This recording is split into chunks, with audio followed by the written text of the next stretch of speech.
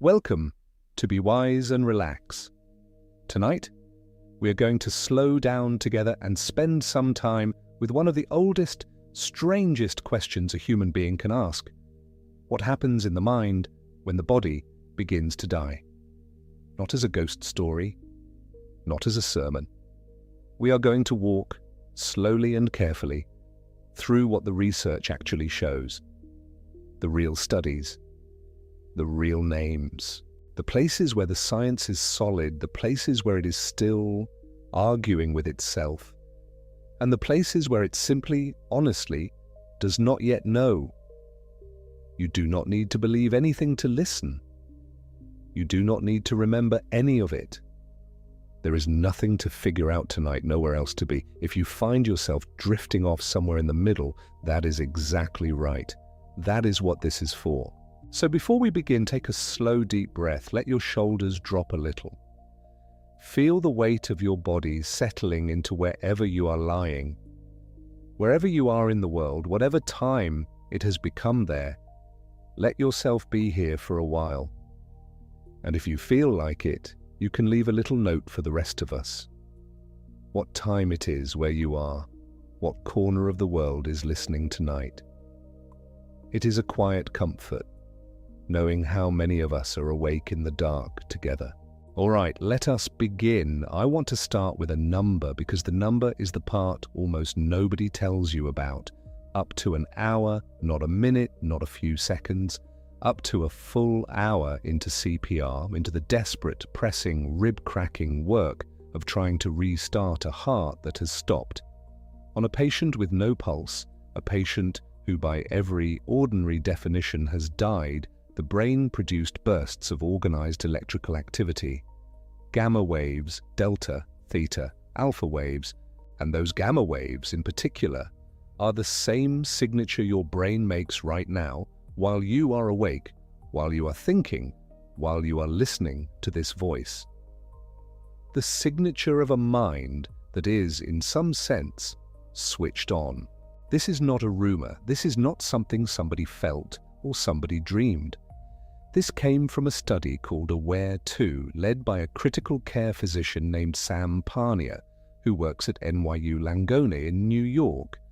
The findings were presented in 2023 and published in a peer-reviewed medical journal called Resuscitation, which is fittingly the journal of bringing people back from the edge.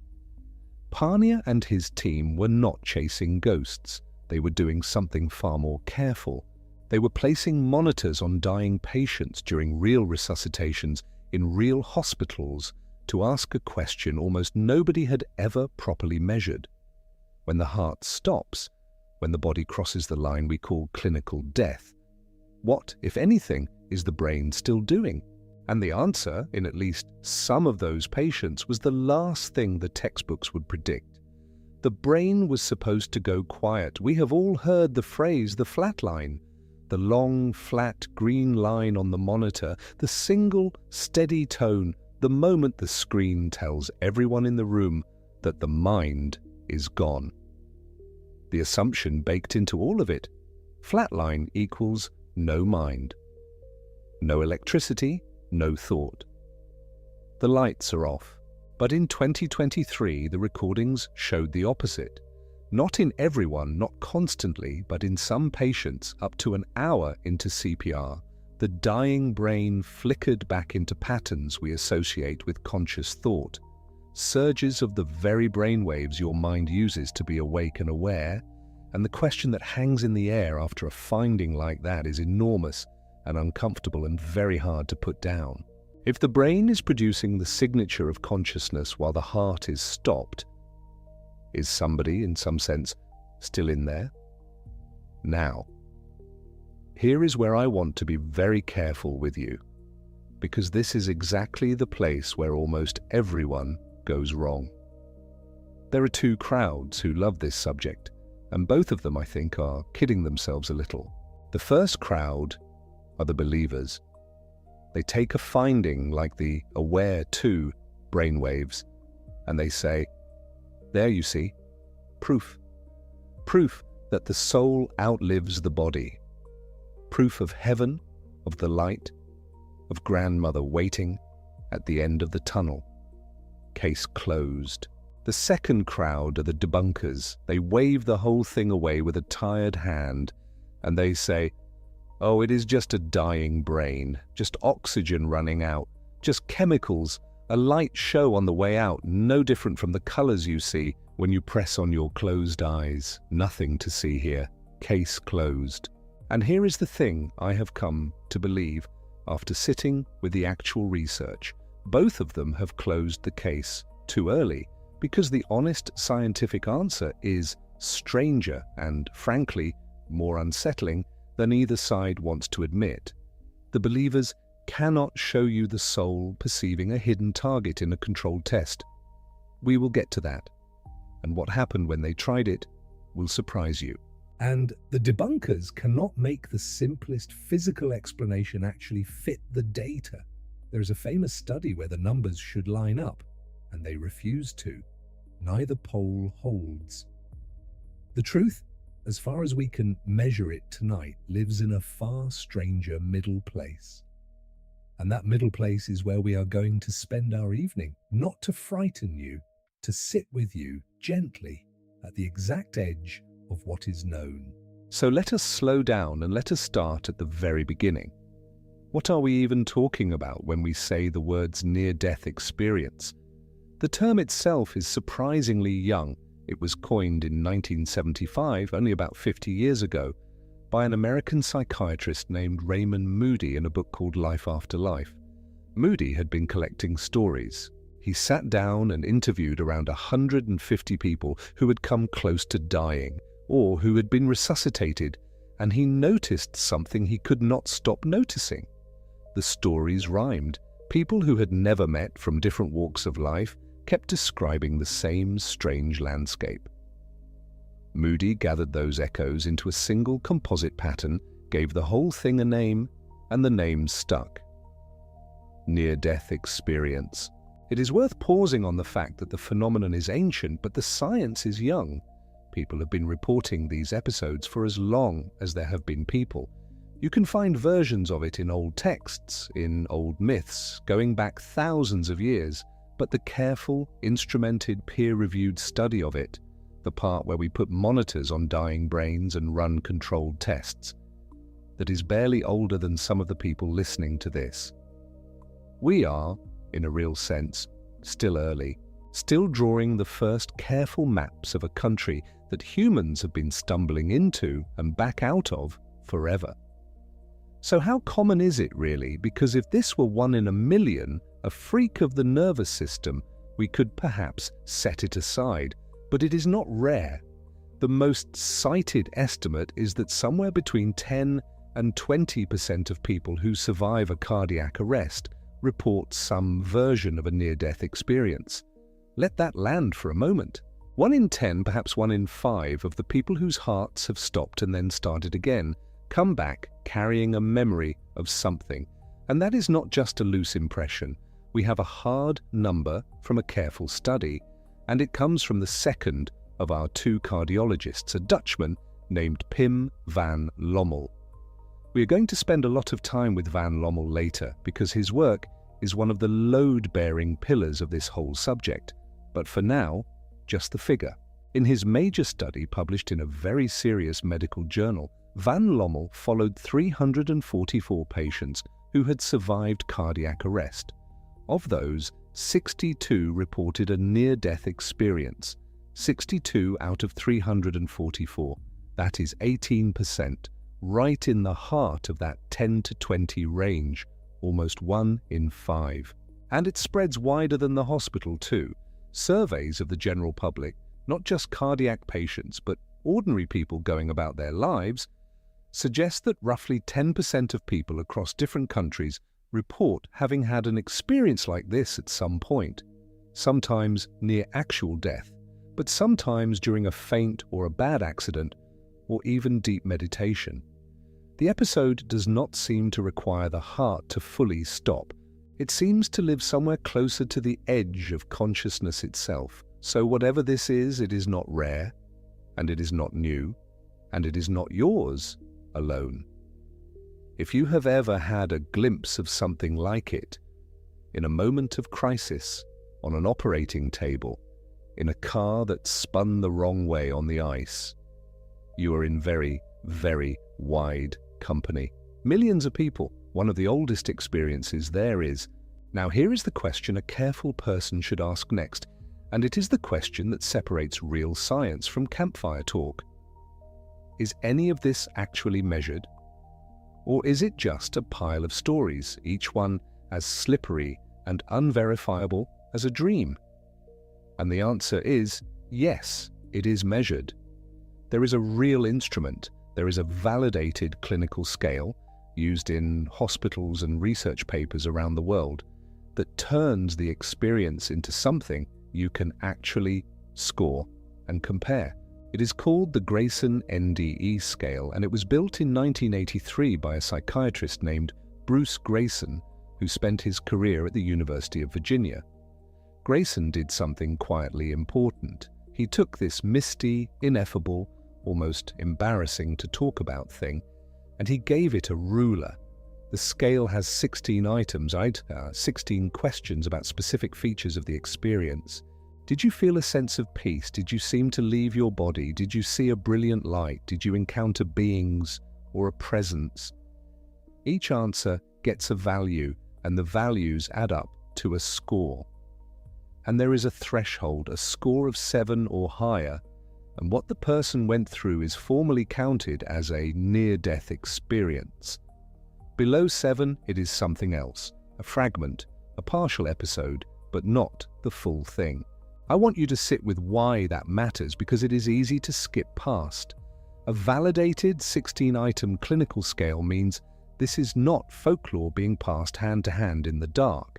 It means researchers can take a patient in Holland and a patient in New York and a patient in Austria and ask, are they describing the same phenomenon at the same depth? It means you can study it. You can ask whether the depth of the experience tracks with this drug, or that oxygen level, or this duration of arrest. The Grayson scale is the quiet, unglamorous backbone that turns 1,000 strange stories into data you can actually wrestle with. Whatever you end up believing about what causes these experiences, you should know this.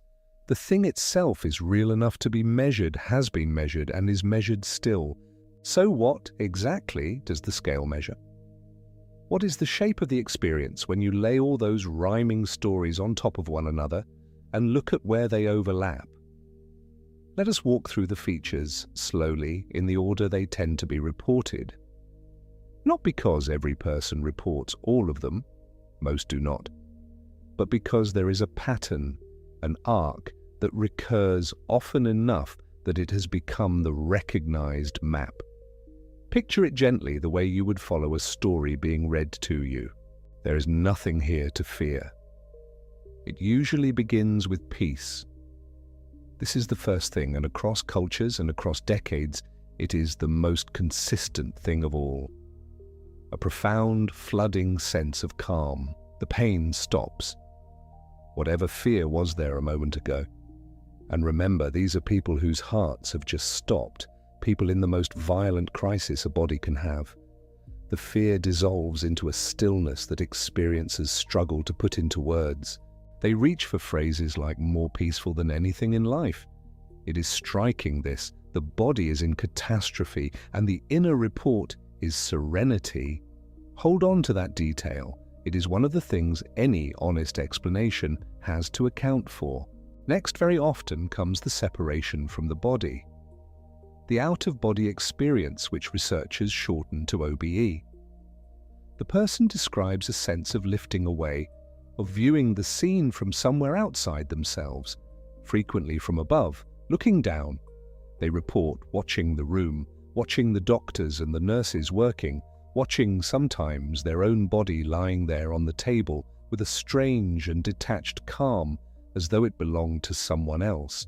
This is the feature that more than any other has driven scientists nearly to distraction, because if a person can accurately describe events they could not possibly have seen with their physical eyes, well, That is the kind of claim that could either be explained away or could crack the whole question wide open. We will come back to it. We will come back to it carefully. Then in many reports there is darkness, a passage, the well-known tunnel, a sense of moving through a dark space, sometimes with a feeling of speed, of being drawn forward. Now I want to plant a small flag here because we will return to dig it up later. The tunnel is the most famous feature of all, the one every cartoon and every joke reaches for. And yet, when you look across cultures, the tunnel turns out to be one of the least universal parts of the whole experience. But that is a thread for another part of our evening. For now, just the dark passage and the feeling of moving through it towards something. And at the end of the passage, the light. A brilliant, golden, often described as living light. And here is the curious, consistent detail that experiencers insist upon. It does not hurt the eyes, a light brighter than any sun, and yet it is gentle, it is warm. People describe it not as a thing they see, but as a presence they feel, as love, as acceptance, as a sense of coming home. For many, this is the emotional center of the entire experience, the part that changes them forever. Within or around that light, people often report an encounter. Sometimes it is deceased relatives, a parent, a grandparent, a spouse who went before them, met with overwhelming joy. Sometimes it is what experiencers call a being of light, a presence of immense compassion and knowledge. And here, already, you can feel culture beginning to color the report. A Christian may name that presence as Jesus or an angel, while someone from another tradition names it differently. But the underlying shape, a luminous, loving presence, recurs across all of them. Then for some comes one of the most remarkable features of all, the life review. The person describes seeing their entire life unfold before them, not as a slideshow exactly, but as a panorama, vivid and complete, sometimes happening all at once. And there is a detail in these reports that genuinely stops me every time. People say they relived events not only from their own point of view, but from the point of view of the others who were there. They felt what their words had done to another person. They experienced the consequences of their own kindness and their own cruelty from the inside of the people they had affected. Whatever that is, and we will look at one possible neural fingerprint for it later, it is one of the strangest and most morally striking things in the whole literature. And then near the end of the arc comes the border. A boundary, a line, a river, a fence, a doorway. The form varies, but the meaning is the same. A sense that this is the point of no return. That to cross it would be to not come back. Experiencers describe arriving at this threshold and understanding with total clarity what it means. And then the return. Almost always reluctant. This is one of the most poignant patterns in all of it. After the peace, the light, the love, the reunion, the overwhelming majority of people do not want to come back. They are pulled or sent or told it is not their time, and they return to the body, to the pain, to the bright cold hospital room, to the broken ribs and the tubes and the ordinary heavy world. And many of them grieve that return. They wake up not relieved to be alive, but mourning what they were drawn back from. Which is, when you think about it, one of the most unexpected facts in the entire field. We assume coming back from death must be a relief. For a great many of these people it was a loss, peace, separation from the body, the dark passage, the light, the beings, the being of light, the life review, the border, the reluctant return. That is the arc. That is the map that the Grayson scale was built to measure, the shared shape that Raymond Moody first noticed rhyming through 150 strangers' stories half a century ago. Now, I want to be very clear with you about what we have established so far, because the whole rest of our evening turns on keeping this distinction clean. We have established that the phenomenon is real, that people report it reliably in large numbers in a recognizable pattern, measurable on a validated clinical scale, studied by serious physicians in serious journals. All of that is solid ground. You can stand on it. What we have not established, what no one has established, is what causes it, what it means, whether anything of the person genuinely leaves the body, or whether the entire luminous landscape is generated by the dying brain itself in its final, extraordinary minutes. That is the contested ground. That is where the believers and the debunkers fight their endless, and to my mind, premature war.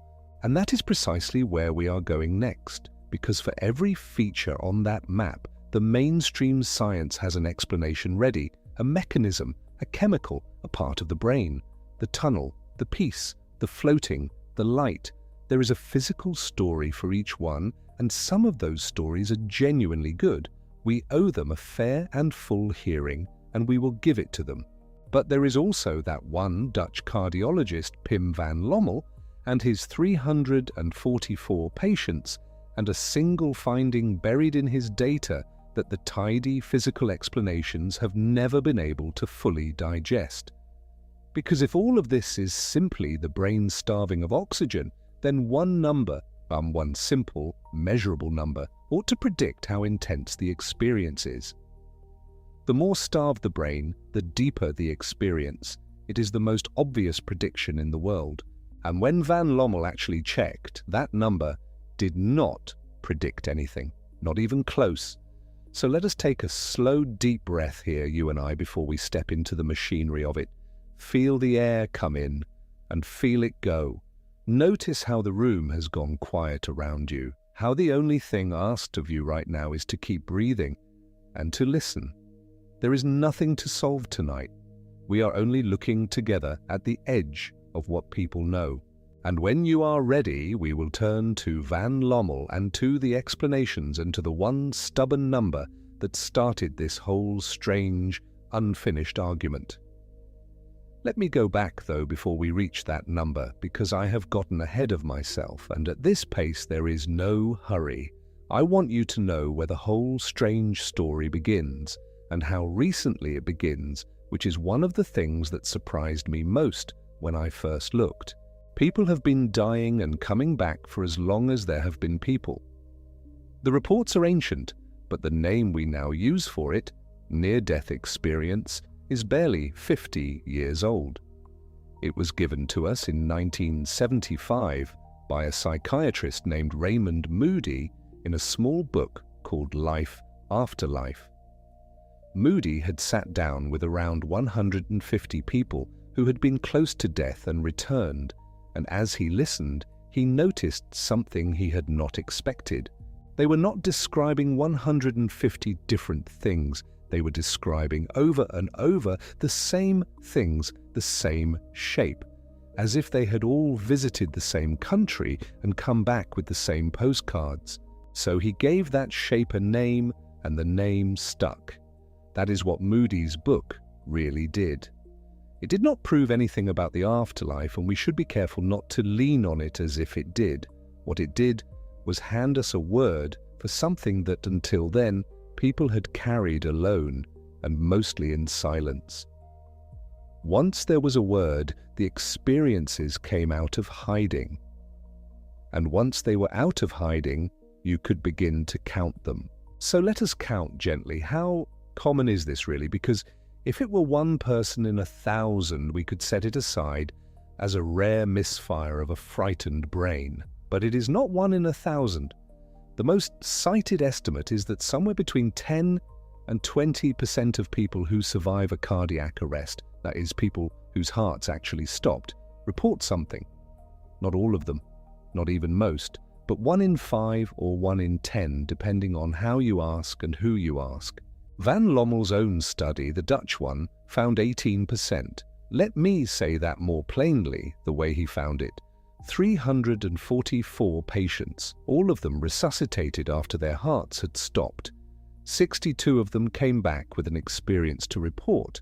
62 out of 344, not a handful, not a fluke, a sizable, stubborn fraction of everyone who crosses that line and returns. And here is a quieter fact, one that tends to get lost. You do not even need a stopped heart to have one of these. Surveys across different countries suggest that something close to 10% of the general public, ordinary people who are never on an operating table, report an experience very much like this. It can arrive in a fainting spell, in a bad fall, in the grip of trauma. Sometimes, people say, in deep meditation, in the stillness of a quiet room. The doorway, it seems, is not only death. Death is simply the one that swings open most reliably. Now I can feel a question forming, and it is a fair one. It is the question a careful person should ask. How do we know these reports are anything more than stories? Soft, slippery, unmeasurable stories that grow in the telling? Anyone can say they floated above their body. How would you ever pin that down with anything like science? This is the part I find genuinely reassuring, and I want to give it to you plainly because it changes the whole texture of the conversation. There is an actual instrument. There is a real, validated clinical tool for this. In 1983, a psychiatrist named Bruce Greyson at the University of Virginia built it. It is called the Greyson NDE scale, and it is still the standard the field uses today. 16 items, 16 questions, each one asking about a specific feature of the experience. Did you feel a sense of peace? Did you seem to leave your body? Did you see a light? Did your life flash before you? Each answer is scored, and the scores are added up. And if a person reaches 7 or higher, the experience qualifies formally as a near-death experience. Sit with that for a moment because it matters more than it might sound. It means this is not folklore that researchers nod along to politely. It is something that can be measured the same way you would measure anything else in a clinic. There is a number, there is a threshold, there is a questionnaire with 16 lines on it, sitting in studies published in real journals, used to tell one experience from another with as much rigor as the subject allows. Whatever else this is, it is not nothing and it is not unstudied. People in white coats have taken it seriously enough to build a ruler for it. So let us walk that ruler slowly, feature by feature, in the order people tend to report them. I will not rush. There is a kind of sequence here, a recurring arc, and I want you to hear it the way the experiencers describe it before we ever ask what causes it. It begins almost always with peace. That is the first thing, and it is striking how consistent it is. Not terror, which is what you might expect from a dying body. Peace. A sense that the pain has lifted, that the struggle has simply stopped, that everything is, somehow, all right. People reach for the same words, calm, painless, quiet, as though a weight they did not even know they were carrying had been set gently down. Then often comes the leaving, the separation. What the researchers call the out-of-body experience, the OBE. The person reports rising up, lifting away from the body, looking down at it from above, seeing the room, the bed, sometimes the people working over them from a vantage point near the ceiling. They describe watching it all happen with a strange, detached calm, as if the body below were a coat they had taken off and left on a chair. After the leaving, many describe entering a darkness, a passage, the famous tunnel, though as we will see, that word deserves more care than it usually gets, a movement through dark towards something. And at the end of that something, the light, a brilliant light, every report insists, but never a painful one, warm rather than blinding, a light that some describe less as a thing they saw and more as a presence they felt, as though the light itself were aware of them and glad. And in that light, or near it, the figures. Deceased relatives often, A grandmother, a father, someone loved and lost waiting? Or a being made of that same light, radiating a kindness people struggle afterward to put into words? Then for some, the life review, events seen not as memories but as a panorama, the whole of a life laid out at once, sometimes, strangely, felt from the perspective of others, as if you could feel what your own actions had felt like to the people on the receiving end. And then, finally, the border. A point of no return, a line, a fence, a river, a wall. The form varies, but the meaning does not. A sense that beyond this you cannot come back. And then the return itself, which so many describe as the hardest part. Reluctant, resisted, and unwilling, falling back down into the body and its pain. That is the arc in the order it tends to come. Peace, leaving, darkness, light, the figures, the review, the border, the return. Now you might expect that a phenomenon this vivid, this consistent, this emotionally powerful would have forced a quick scientific verdict. Either it's real evidence of something beyond the body, or it's the brain misfiring under pressure. Pick one, close the case. But the research did something far more uncomfortable than that. It refused to close. And the place where the case first cracked open in a serious, peer-reviewed, can't easily dismiss it way was a prospective study published in one of the most respected medical journals in the world, the Lancet, December 2001.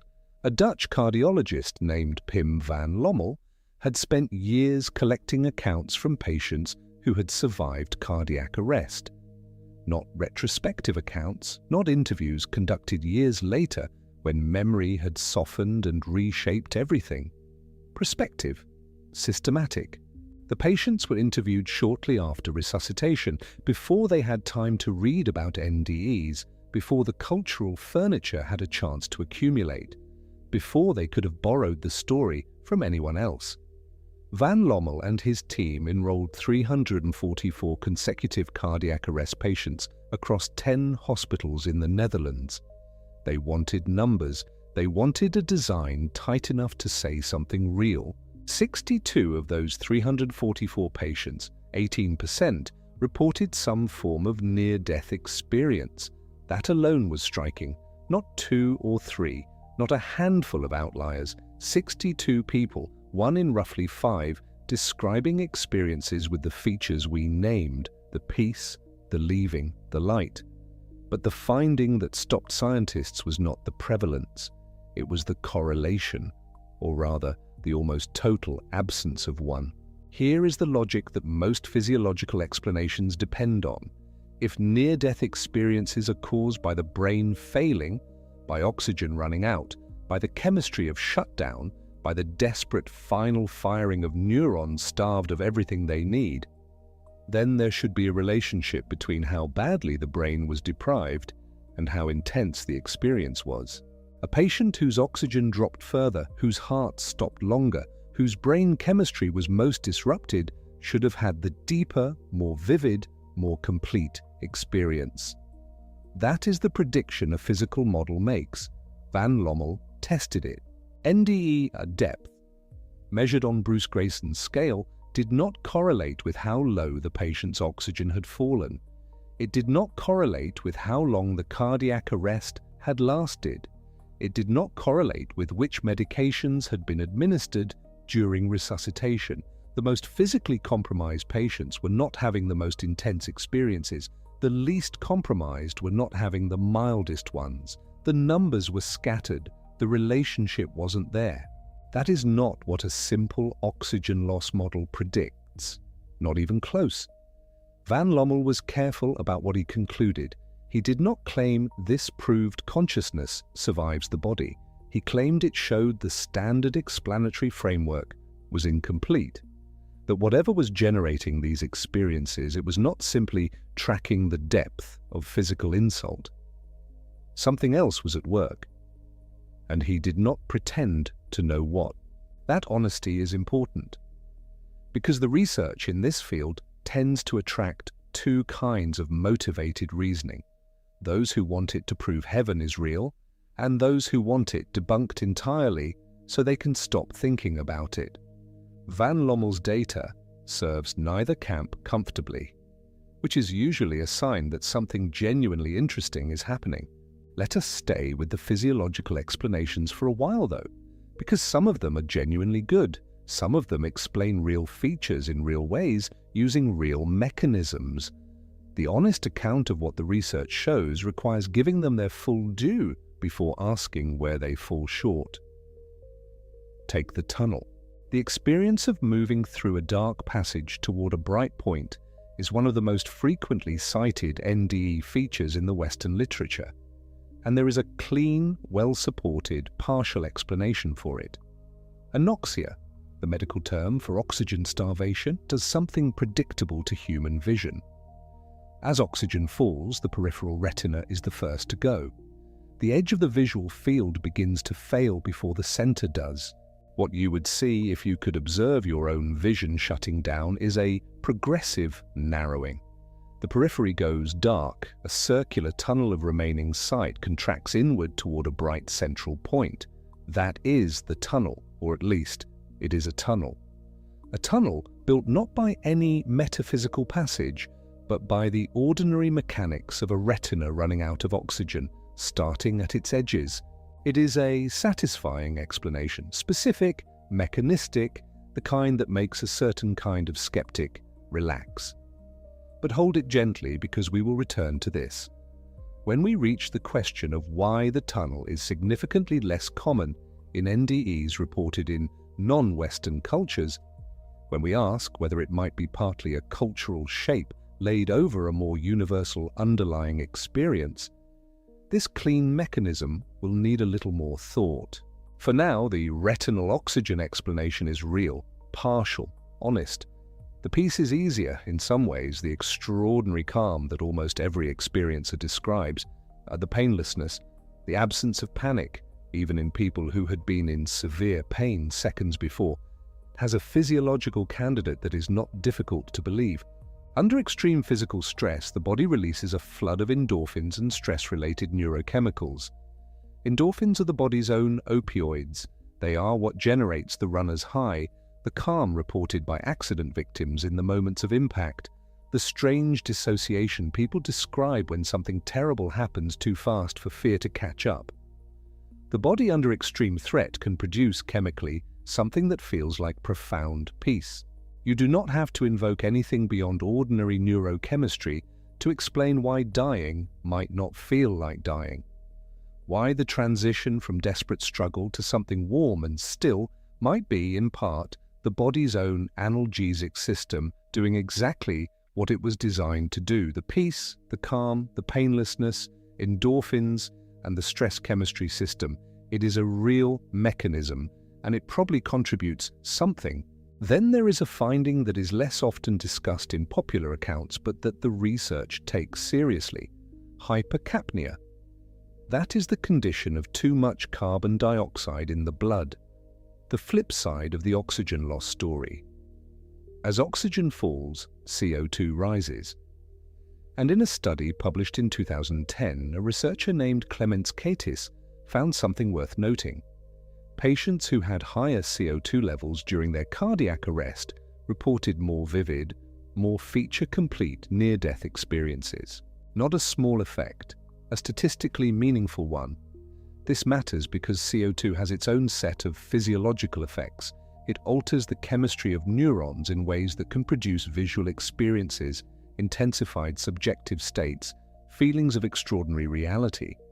The rising CO2 in a failing body may be contributing something to the quality and vividness of what is experienced, not the whole story, but possibly a piece of it. Now let us come to the part of the physiological toolkit that is perhaps the most striking, and the most directly relevant to one of the most common NDE features that people find hardest to explain away: the out-of-body experience. The sense of rising above your own body, of looking down at yourself from the ceiling, of perceiving the room from a vantage point that your physical eyes cannot occupy. For a long time, this feature was treated as self-evidently impossible. proof either that something non-physical was happening or that the account was simply wrong, made up or confabulated, or a dream dressed up as memory. And then in 2002, a Swiss neuroscientist named Olaf Blanke published something in Nature that changed the conversation. Blanke was working with a patient who had a brain lesion and was undergoing electrical stimulation of the brain as part of her clinical assessment, a procedure in which electrodes deliver small, targeted electrical charges to map brain function before surgery. He stimulated a specific region called the temporoparietal junction. It sits near the back of the brain, roughly where the temporal and parietal lobes meet. It is involved in body ownership, spatial orientation, and the brain's ongoing project of locating yourself in space, building the continuous, seamless sense that you are inside your body looking out, rather than floating above it. When Blanke stimulated the temporoparietal junction, the patient reported feeling as though she were leaving her body. She described floating upward. She described seeing herself from above. When he stopped the stimulation, the experience stopped. When he repeated it, it came back. The out-of-body experience, that most mysterious-sounding feature of the near-death report, turned out to have a brain address, a specific region whose disruption reliably produces the sensation of floating outside yourself. The NDE is not the only context in which this happens.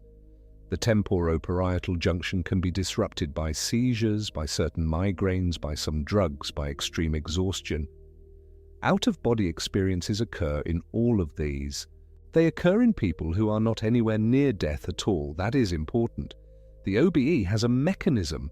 It is not, in and of itself, evidence that the mind has actually left the body. It is evidence that when the temporoparietal junction stops doing its normal job of anchoring you inside your physical self, the result can feel exactly like leaving. Hold that finding too. It is one of the cleaner, more solid findings in this whole territory.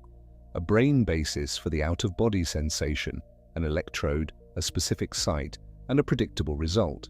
And here is where the territory gets genuinely complicated. Knowing that the brain can generate the sensation of an OBE does not automatically explain the cases where people who were apparently unconscious report observing accurate, specific, verifiable details of what happened around their body during the period when they were supposedly out. A brain that generates the feeling of floating is one thing. A brain that simultaneously generates accurate information about events it was not in a position to detect is something harder to account for. We will return to those cases. For now, sit with both things at once. The OBE has a brain address, and the brain address explanation does not resolve everything. Let us stay with the chemistry a little longer, because two of the most seductive pharmacological explanations deserve honest attention. The first is ketamine. Ketamine is an anesthetic, a dissociative. It works by blocking NMDA receptors, N-methyl-D aspartate receptors, which are involved in the transmission of signals between neurons. And when people are given ketamine, something remarkable sometimes happens. They report floating above their bodies. They describe moving through darkness toward a brilliant light. They encounter presences. Some describe something that feels like a comprehensive review of their life. The features map closely enough to NDE reports that the overlap is hard to dismiss. A physician and researcher named Carl Janssen took this observation and extended it into a theory.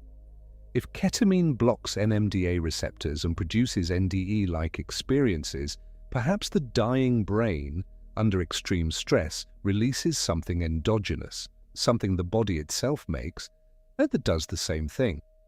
An internally generated NMDA blocker flooding the system as the brain comes under threat, a chemical key the brain makes for its own lock. The theory is elegant. It explains the detachment, the light, the mystical content. If the dying brain is generating its own ketamine-like compound, many features of the NDE follow naturally. The problem is proving it. The endogenous version of this mechanism, But the idea that the dying brain actually floods itself with NMDA-blocking compounds in sufficient concentration to produce these effects has not been demonstrated. It remains a hypothesis, a coherent one, a plausible one, but unverified as of now. The second pharmacological story involves a molecule called DMT, dimethyltryptamine. It is a naturally occurring psychedelic, but present in many plants, and yes, present in trace amounts in the human body as well.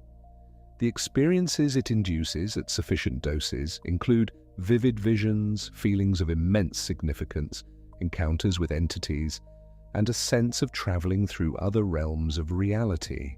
The overlap with NDE reports is striking enough that the molecule has attracted enormous popular attention.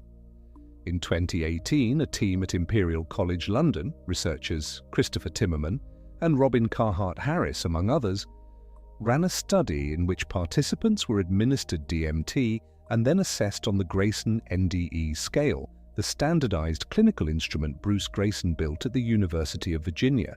The results showed a statistically meaningful overlap between DMT-induced experiences and what people who have had NDEs report.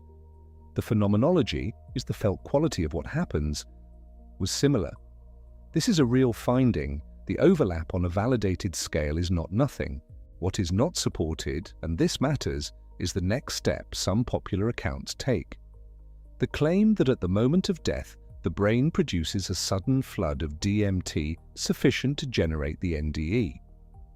DMT does exist in the body, but the levels at which it normally exists are trace level, far below what would be needed to produce the vivid, sustained, highly structured experiences that NDEs involve.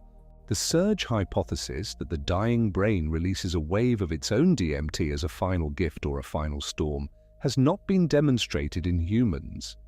The endogenous flood version of the DMT story is, as of the research we have, unproven. It is a popular theory. It is not an established fact. Name that distinction. Hold it. The DMT experiences overlap with NDEs. The dying brain floods itself with DMT, but that part is not in evidence. There is one more piece of the physiological toolkit worth setting out before we ask the harder question. Kevin Nelson at the University of Kentucky approached NDEs from a different angle entirely. He was interested in something called REM intrusion. REM sleep is the sleep stage in which vivid dreaming occurs. Ordinarily, the boundary between REM sleep and wakefulness is a fairly clean one. The brain is either in one state or the other, but for some people, that boundary is porous.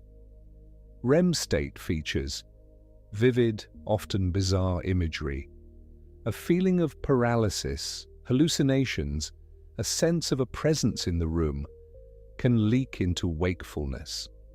This is what generates sleep paralysis. The sense of a presence pressing on your chest in the night, the hallucinated figures at the edge of the bed.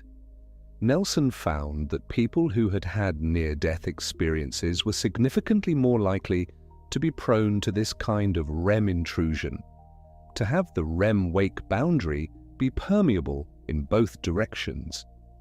His hypothesis was that under the extreme physiological stress of near-death, the brain, already prone to REM intrusion, might shift into a REM-adjacent state. The vivid, hyper-real dreamlike quality of the NDE, the sense of narrative and presence and emotional intensity, might in part reflect a brain sliding partially into the neural signature of dreaming at a moment of crisis. It is a measured, careful hypothesis. It does not explain everything.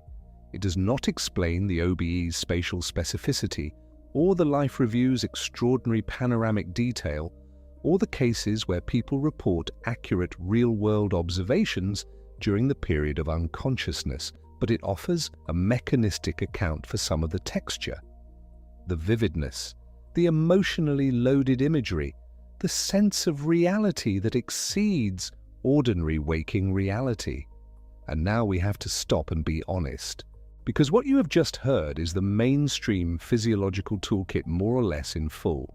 Retinal anoxia for the tunnel, endorphins for the peace, hypercapnia for the vividness, temporoparietal disruption for the out-of-body sensation. Ketamine-like NMDA blockade as a plausible but unverified mechanism.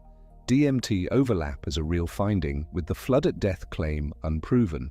REM intrusion for the dream texture and hyper-reality.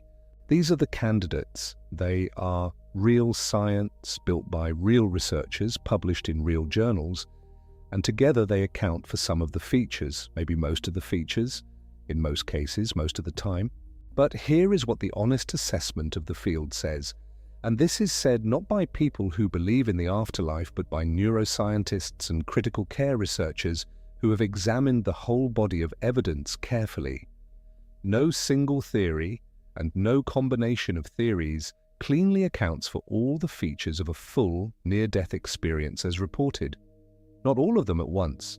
The retinal explanation accounts for tunnel vision, but not for the life review or the encounter with deceased relatives or the accurate perception of events in the operating room. The endorphin explanation accounts for the peace, but not for the complex narrative structure of the experience or the panoramic memory quality or what happens after. The temporoparietal disruption explains the sensation of floating outside the body, but not the cases where people report accurate, verifiable information about events that occurred during that floating. The REM intrusion hypothesis explains vividness and dream texture. But REM sleep does not typically generate specific, accurate perceptions of the external world. The ketamine and DMT overlaps are real, but neither has been shown to occur spontaneously in the dying brain at the required levels. Each mechanism explains a slice. None of them, individually or collectively, closes the case. The gap between this is what a failing brain can produce and this is what people actually report experiencing remains genuinely, uncomfortably open. That openness is not a failure of science. It is what honest science looks like when a phenomenon is real, complex, and not yet understood. The researchers doing this work are not hiding the gap or pretending it does not exist. Van Lommel's non-correlation data is precisely the kind of finding that good science produces when the simple model does not fit the data. The honest answer is the physiology explains some of it. What it explains and what it does not explain is exactly the map you need to read carefully. There is one more specific finding from Van Lommel's work that belongs here before we leave the Lancet study entirely, because beyond the non-correlation with physical variables, beyond the finding that NDE depth did not track oxygen loss or arrest duration, there is a design feature of his study that deserves its own moment. Van Lommel's study was prospective. That word carries weight in medical research. Retrospective studies collect accounts from people who had an experience years or decades ago. Memory is malleable. It absorbs cultural expectations, it smooths over uncertainty and fills gaps with what makes sense. Retrospective accounts of NDEs could, in principle, be shaped by everything the person subsequently read, watched, discussed, and believed. The story becomes tidier over time, more archetypal, more like the stories already in circulation. Prospective studies interview people shortly after the event, before the cultural furniture has a chance to settle in, before the person has had months to align their memory with the template. Van Lommel's team did this across 10 hospitals with a systematic intake protocol. They were not recruiting people who self-identified as having had remarkable experiences. They were interviewing all cardiac arrest survivors who met the clinical criteria. 62 of 344, 18%, reported with the clinical precision of a prospective trial rather than the impressionistic weight of a testimonial. That design matters when we consider whether these experiences might simply be confabulated stories assembled after the fact from cultural borrowings and the human need to make meaning out of a brush with death. The prospective design does not eliminate that possibility entirely. Memory begins working immediately after all, and even short-term recall is constructive. But it makes the straightforward confabulation story harder to sustain. The accounts were collected early. The subjects were not self-selected, the numbers were not small, and the non-correlation, NDE depth not tracking the physical insult, remained in the prospective data just as it did in retrospective accounts, which means it cannot simply be an artifact of memory distortion over time. The absence of the expected relationship was there from the beginning. Take a slow breath here. We have now set out the two great poles of the research, the physiological toolkit, real mechanisms, real partial explanations, real contributions to our understanding of what the failing brain can generate. And the place where that toolkit reaches its edge, where the data does not cooperate with the simple story, where van Lommel's prospective numbers quietly refuse to do what the anoxia model predicts. What the research actually shows is not a comfortable resting place for either the believer or the skeptic. It is a map with clearly marked terrain and with sections at the edges that read simply, "Here we do not yet know." The mechanisms explain something. The mechanisms do not explain everything, and no amount of wishful thinking in either direction changes those two facts. When you are ready, we will continue together. The next part of this story moves into the specific cases. The ones that resist easy categorization, the ones that are brought up again and again in this literature, and the ones that deserve the same careful, honest attention we have given the physiological toolkit, not because they prove anything, but because what they document and what they fail to document with certainty is exactly the kind of detail that tells you where the genuine boundaries of the evidence actually are. And the first of those cases, the one that gets cited more than any other in serious scientific discussions of near-death experience, the one that even committed skeptics feel obliged to address rather than simply dismiss, begins not in a hospital room, but in an operating theatre in Atlanta, Georgia in 1991. Her name was Pam Reynolds Lowry. She was 35 years old, a musician, and she had been diagnosed with a giant basilar artery aneurysm, a ballooning of a blood vessel at the base of her brain, in a location that made conventional surgery nearly impossible. The aneurysm was large enough that simply clamping it carried an overwhelming risk of rupture. Her surgeon, Robert Spetzler, offered her a procedure developed at the Barrow Neurological Institute, hypothermic cardiac arrest, sometimes called standstill surgery. The approach required cooling her body to approximately 60 degrees Fahrenheit, stopping her heart entirely, draining the blood from her brain so the aneurysm could be addressed in a dry, still field, and then rewarming and restarting her.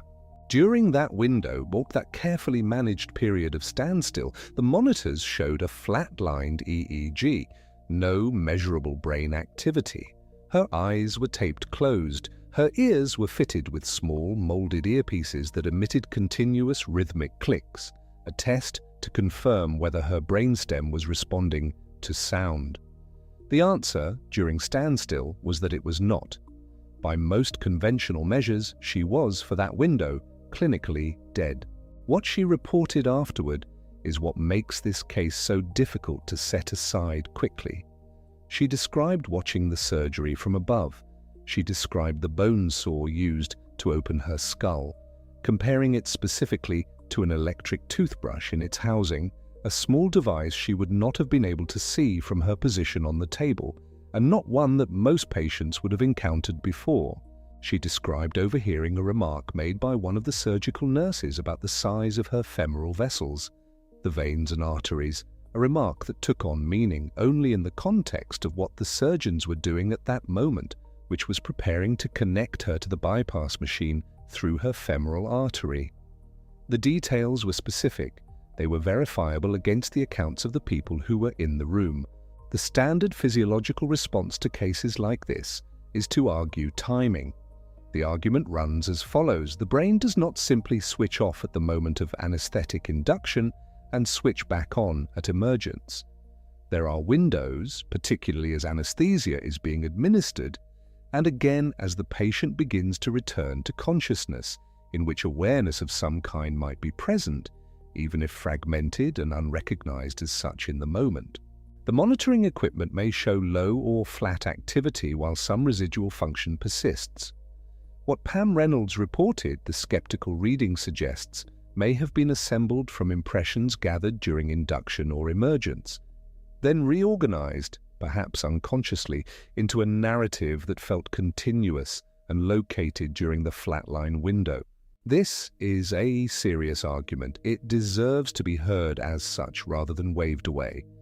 The timing of the experience is genuinely difficult to pin down because NDEs are rarely reported in real time. They are reconstructed afterward, and reconstruction is where confabulation, the honest, unconscious filling of gaps with plausible material, is most likely to operate. And yet, the specific details she offered, the comparison to an electric toothbrush, the remark about the femoral vessels, are not the kind of details that float freely in the ambient noise of an operating room during the routine and relatively undramatic period of anesthetic induction. They are the kind of details that are specific to the particular moment in the surgery when those events actually occurred. Skeptics have to argue not just that awareness was possible outside the flatline window, but that these particular details were available at those particular earlier or later moments. That argument is harder to make cleanly than the general timing critique suggests. The honest position here is the one the dossier demands. The case is documented. The case is genuinely contested. After more than 3 decades, neither the defense nor the critique has landed a decisive blow. Pam Reynolds remains what she has always been in this literature, the most difficult case to explain away, and the case that has also never been confirmed under controlled conditions as something the standard physiological account cannot in principle accommodate.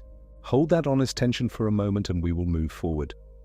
Because the researchers who came after Reynolds were not content to let the argument rest on single, unrepeatable, hard-to-verify cases. They wanted a different kind of evidence, not the retrospective reconstruction of one patient in one surgical suite in Atlanta.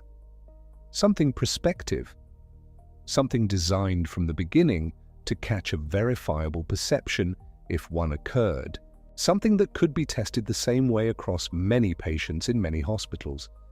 This is where Pim van Lommel's work, which we have already touched on, connects to the larger architecture of what came next. Van Lommel's Lancet study established that the experience, whatever it is, does not track the physiological variables the anoxia model predicts. NDE depth did not correlate with how severely oxygen had dropped, with how long the cardiac arrest had lasted, or with which medications had been administered. 344 patients, 10 hospitals, a prospective design built to eliminate the distortions of retrospective memory, and the simple oxygen loss story simply did not fit the data. But Van Lommel's study was not built to test veridical perception. It was built to document what people reported and to look for correlations with measurable physical variables. The architecture of the study did not include hidden targets. It did not include objects placed where only a consciousness floating near the ceiling could see them. That came later in the work of Sam Parnia. Parnia, a critical care physician now based at NYU Langone, designed the AWARE study, Awareness During Resuscitation, with that specific question at its center. If people are having genuine out-of-body experiences during cardiac arrest, if some part of them is genuinely perceiving the room from a vantage point above the bed, then there should be a way to test that. You place an image, something random, specific, not predictable by chance, somewhere in the room where only a perspective from near the ceiling could see it. If a patient reports an OBE and then correctly identifies the image, you have something that cannot be explained by inference, prior knowledge, or the reconstruction of ambient sounds. The original AWARE study, published in the journal Resuscitation in 2014, enrolled 2,060 cardiac arrests across 15 hospitals in the United States, the United Kingdom, and Austria. Of the patients who survived and could be interviewed, a small number, roughly 2%, reported recall of the kind consistent with an out-of-body experience. One case in particular attracted attention: a man who reported detailed awareness of events in the room during the period of his cardiac arrest, including what he described as the sound of the automated defibrillator and visual impressions of the room that appeared to correspond to what was actually happening. The case was documented carefully. It was the kind of report the study had been designed to catch, but the hidden image targets were not confirmed by any patient. AWARE-2, presented at the American Heart Association and published in Resuscitation in 2023, refined the methodology. Tablets displaying randomly selected images were mounted near the ceiling in the resuscitation areas, high enough that a person lying on the bed could not see them under any ordinary circumstance, but positioned so that a perspective from above, if such a thing exists, should be able to see them clearly. No patient who reported an out-of-body experience was positioned during that experience in a room where the ceiling tablet had been triggered. The test was never, in effect, engaged. The controlled verification that researchers had been trying to design for decades was not obtained. This is not a small thing, and it should not be minimized. Decades of effort, a carefully designed protocol, and the smoking gun that is the clear, controlled, repeatable confirmation of veridical perception during clinical death has not materialized. At the same time, something else appeared in the AWARE-2 data that was not part of the original plan: the EEG recordings. In some patients during the period of CPR, or period when the working assumption has long been that the brain is essentially offline, that meaningful neural activity has ceased along with the heartbeat. The electroencephalogram showed something unexpected: bursts of organized brain activity, gamma waves, delta waves, theta and alpha. In some cases, these bursts appeared up to an hour into the resuscitation effort, and some of the patterns, the gamma oscillations in particular, resembled activity that in an awake brain is associated with conscious processing. Take a breath here. This finding does not confirm that these patients were having experiences. An EEG pattern associated with consciousness in an awake brain does not automatically mean the same thing in a brain under the extreme conditions of cardiac arrest and CPR. The inference from the electrical pattern to the subjective experience is a long and uncertain one, but the flatline assumption, with the idea that the brain goes dark and stays dark from the moment the heart stops, is no longer something that can be stated simply and cleanly as established fact. The recordings say something more complicated is happening, and AWARE-2's EEG findings were not the first time this kind of signal had appeared in the vicinity of death. That last sentence is the door into a set of findings that, taken together, paint one of the stranger pictures in modern neuroscience. The story begins with rats. In 2013, a neuroscientist named Jimo Borjigin at the University of Michigan published a study in the journal Proceedings of the National Academy of Sciences, PNAS, that almost nobody outside the field was ready for. Borjigin and her colleagues induced cardiac arrest in laboratory rats, then watched what happened in the brain during the seconds immediately following. What they expected, or what the dominant assumption would have predicted, was a rapid quieting. The heart stops, the oxygen stops arriving, the electrical activity of the brain winds down. A kind of fading out. That is not what happened. In the 30 seconds after cardiac arrest, the dying rat brains did not fade, they surged. A transient spike of synchronized high-frequency gamma oscillations, the kind of waves associated in waking brains with complex cognitive function, with binding together of information from different areas, with the integrated processing that some researchers associate with conscious experience. These gamma waves, in the moments immediately following the heart stop, actually exceeded the levels recorded in those same brains during normal waking life. The dying brain in this window was producing what looked electrically like a state of heightened activity. Not diminished activity, not the flatline, something closer to the opposite. Now, rats are not people. The inference from rodent brain activity to human subjective experience is a long and careful leap, and Borjigin herself was measured about what the findings meant. But the implication floated in the air of the field regardless. If the brain, in the moments after death, undergoes a surge of organized electrical activity that exceeds waking levels, then the question of where that hyper-real quality of NDE reports comes from. The brightness, the clarity, the sense that the experience was more vivid than ordinary life has at least one plausible candidate, not a gradual dimming into confusion. A brief, intense firing, a last signal that is paradoxically among the strongest signals the brain ever produces. The life review by this model is not a glitch, it is closer to a detonation. Then, in 2022, something happened that moved this question one significant step closer to human data. A team published a case report in the journal Frontiers in Aging Neuroscience. An 87-year-old patient had been wearing an EEG monitor for an unrelated reason: the continuous recording of brain electrical activity that ordinarily tracks for seizures or neurological changes. During the patient's hospital stay, there was an unexpected cardiac event. The patient died, and because the EEG had been running continuously, the team found themselves in possession of something almost no researcher had ever had: an accidental recording of the electrical activity of a human brain in the moments surrounding death. What they found in those recordings echoed Borjigin's rats in a way that was difficult to ignore. Around the moment of death, the EEG showed a burst of gamma oscillations, the same frequency range, and the patterns in that burst were ones that, in living brains, are associated with memory recall, with dreaming, with the kind of cross-regional neural coordination that underlies vivid mental imagery.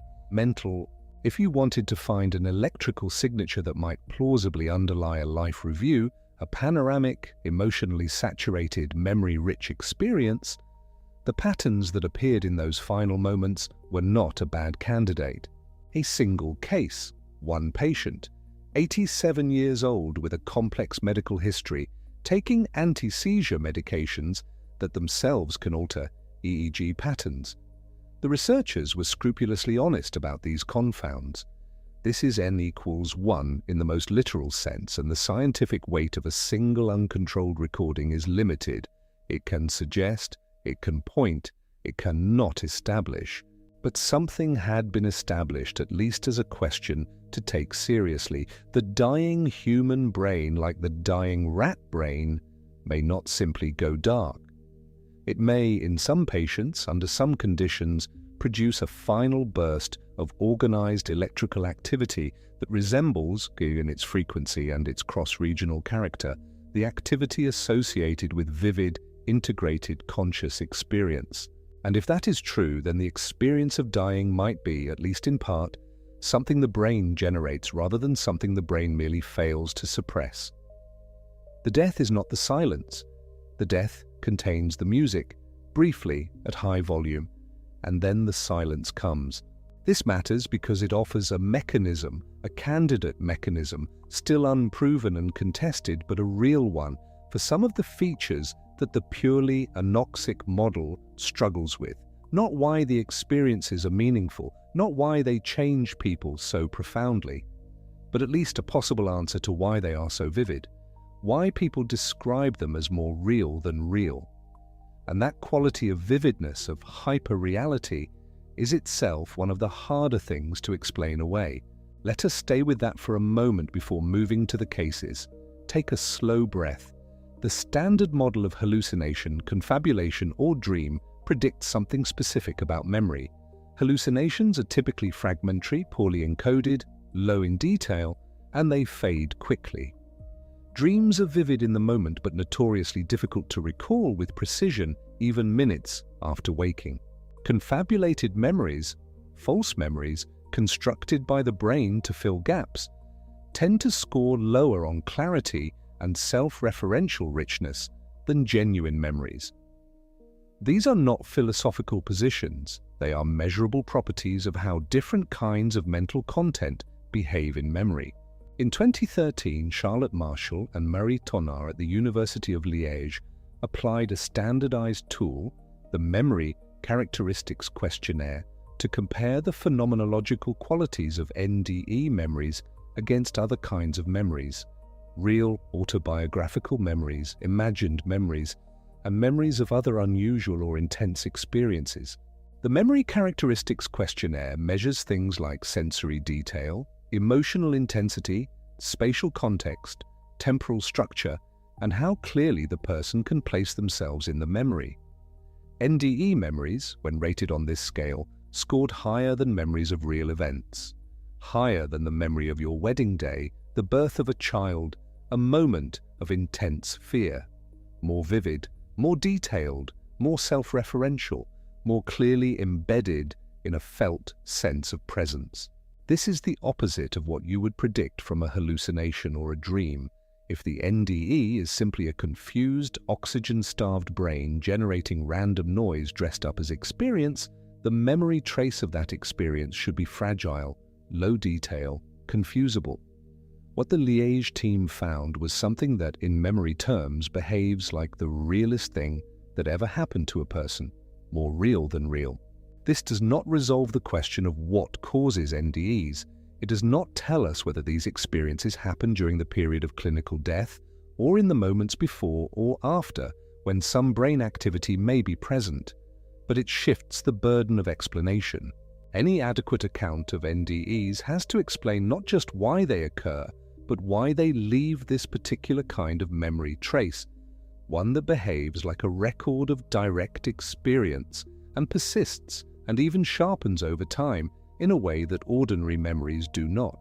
Van Lommel's 8-year follow-up found that NDE memories, unlike ordinary episodic memories which fade and blur with time, were reported as deepening, becoming more, not less, present to the people who had them. That is unusual. Memory science gives us very little to hold on to when a memory gets clearer with time rather than more faded. The ordinary mechanisms of memory consolidation work in the direction of abstraction and compression, not toward more vivid detail. Whatever is being encoded in an NDE, it appears to be encoded differently. These are the things the data shows. And now we arrive at the cases, because no account of what the research actually shows can be honest without confronting the handful of reported experiences that most resist the available physiological explanations. Not because they disprove those explanations, but because they strain them in ways that haven't been resolved, even after decades of examination. Each of these cases comes with genuine weaknesses. That needs to be said first and held throughout.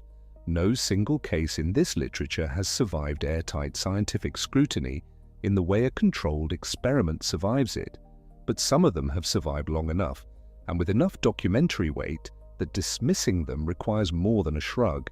Begin with the most examined case in the entire literature.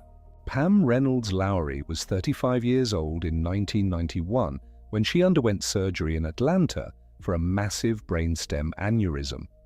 The aneurysm was in a location that ordinary surgical approaches could not safely reach.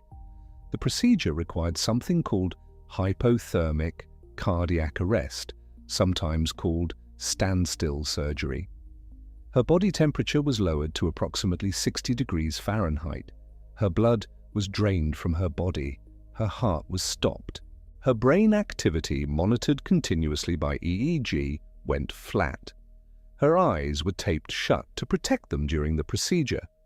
Her ears were fitted with small molded earpieces that emitted continuous clicking sounds at measured intervals, a standard way of monitoring brainstem function by measuring whether the brainstem responds to auditory stimulation. These clicks also, as a practical matter, masked any sounds in the operating room. The surgical team's working assumption, based on the clinical state, was that Pam Reynolds was as close to biologically dead as a patient can be while remaining alive in any meaningful sense. Flat EEG, no heartbeat, drained of blood, cooled to a temperature at which metabolic and electrical brain processes essentially cease. She survived, and afterward she described an experience. She reported leaving her body and observing the operation from above. She described the surgical instrument used to open her skull, a bone saw, comparing it to an electric toothbrush in its shape and appearance. She described overhearing a remark made by a member of the surgical team about the unexpected smallness of her femoral veins or arteries, a detail relevant to how the bypass procedure would proceed. She described other details of the operating environment. Some of these details were verified by members of the surgical team as accurate. This case has been examined, cited, challenged, and re-examined more than any other in the NDE literature. It has been described as the strongest evidence for veridical perception during a state of measured unconsciousness. The critique that has followed it just as persistently is a timing critique. The moment of the flat EEG, the window of true, verified electrical silence in the brain, is a specific window. Pam Reynolds's surgery, like all such surgeries, had a period of induction before cooling began and a period of rewarming and emergence afterward. During induction and during emergence, the brain is not flat. It is transitioning. There are states between full anesthesia and flatline, and between flatline and recovery when some degree of cortical processing may be occurring. States where memory encoding is possible even if the patient is clinically unconscious by standard measures. The critique is not that Pam Reynolds fabricated her account.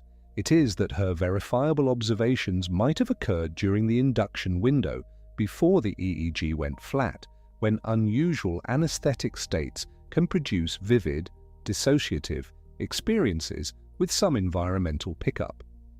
A brain in the process of being heavily sedated can, in some people, produce powerful alterations of consciousness that include perceptual content drawn from the surrounding environment. This is a serious and legitimate scientific objection, and it has never been fully resolved. The surgical records from 1991 do not allow researchers to precisely map which moments of her reported experience correspond to which moments on the EEG trace. The details she described with the bone saw, the femoral comment, may have been accurate. The question of when exactly she perceived them remains open. Pam Reynolds's case does not prove that consciousness persists after the brain goes flat. It has not been ruled out that her perceptions occurred in a window where some brain activity was present. What it does is sit at the edge of the explicable in a way that serious researchers on both sides acknowledge. It is not proof. It is a question mark large enough to require explanation rather than dismissal. The AWARE study produced one case that is in some ways methodologically cleaner, though also more limited. During the review of cardiac arrest survivors in the AWARE study, one man described an experience during resuscitation that included specific details, an automated voice from a defibrillator device giving instructions, and visual details of the room and the people in it. Critically, the account covered an estimated 3-minute window that corresponded to a period of documented clinical unconsciousness, a period when, by medical record, he should not have been perceiving anything. The account was checked against what actually occurred in that room during that window. The detail, including the automated defibrillator voice, the positioning of people, observable elements of the environment, appeared to correspond to events that genuinely happened. This case is categorized in the research as a corroborated account. It carries more weight than purely subjective reports because it contains checkable claims that checked out. But it is a single case. It was not collected under conditions designed to prove perception. There was no hidden target, no pre-planned protocol for verification.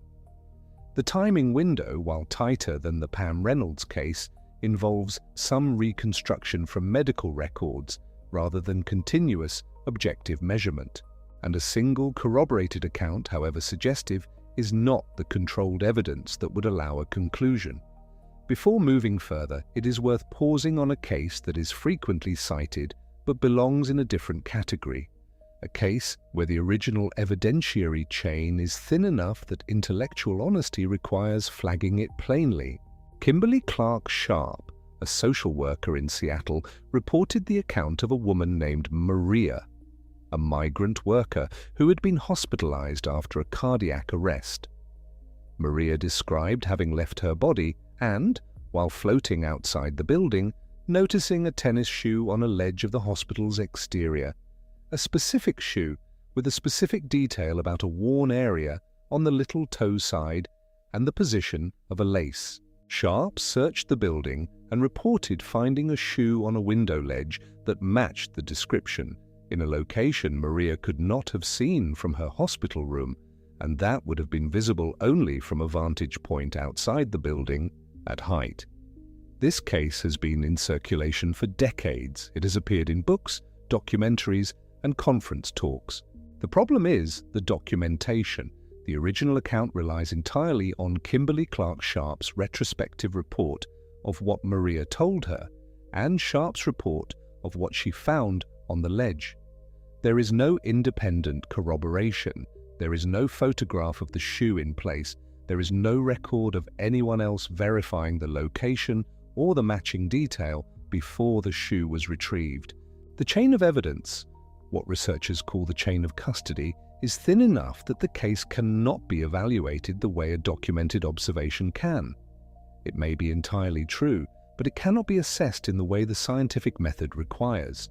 This does not mean Sharp was dishonest. It means the case lacks the infrastructure of documentation that would allow anyone to examine it with confidence. And in a field where the stakes of getting it wrong run very high in both directions, toward unwarranted credulity and toward unwarranted dismissal, cases that cannot be independently verified need to be held separately from those that can. Maria's shoe remains in the literature, but it belongs in a cautionary category, not among the evidentiary anchors. There is another category of cases that resists explanation through a different and quieter route. Kenneth Ring, a psychologist whose Omega project spent years systematically studying near-death experiences, published in 1997 a book called Mindsight, which compiled accounts from people who had been blind from birth, congenitally blind, and who reported visual experiences during their NDEs. This is worth staying with. If the out-of-body experience during an NDE is an artifact of a brain that has processed visual information all its life and simply replays it under crisis conditions, a kind of stored imagery triggered by the dying process, then the congenitally blind present a problem. Their visual cortex has never organized information in the way that sighted people's does. They have no stored visual imagery to replay. And yet, according to Ring's sample, they reported visual perception during their NDEs, descriptions of the appearance of people in the room, of light, of spatial environments. Ring's sample was small, the accounts were retrospective, the people he interviewed were blind, not instrumentally monitored during the experiences they described. Verification of the visual details they reported was incomplete.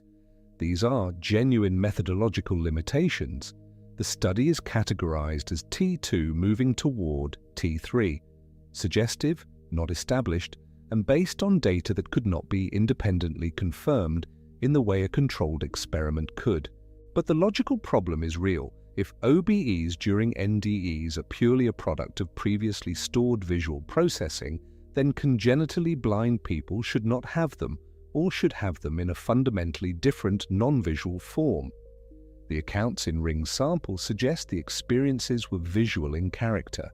The explanation that straightforwardly accounts for this has not been published.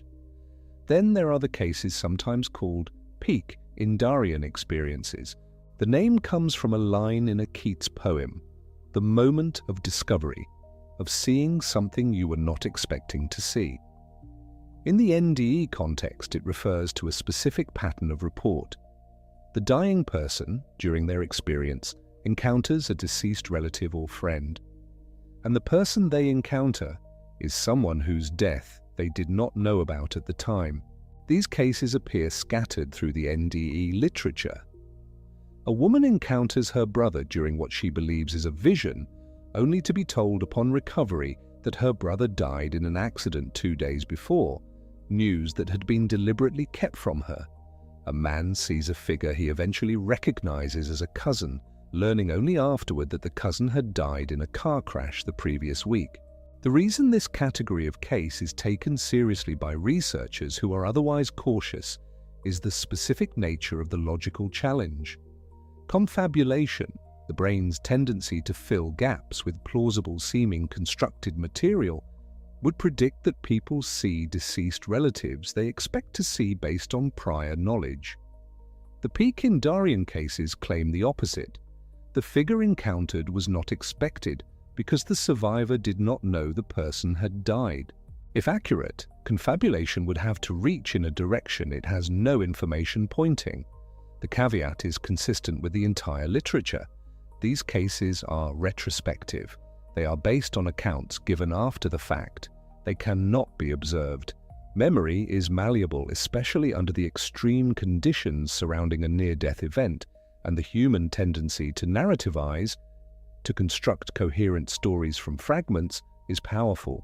It is not impossible that these accounts involve some reconstruction in the telling, but they are documented. They appear across independent collections, across researchers, across decades.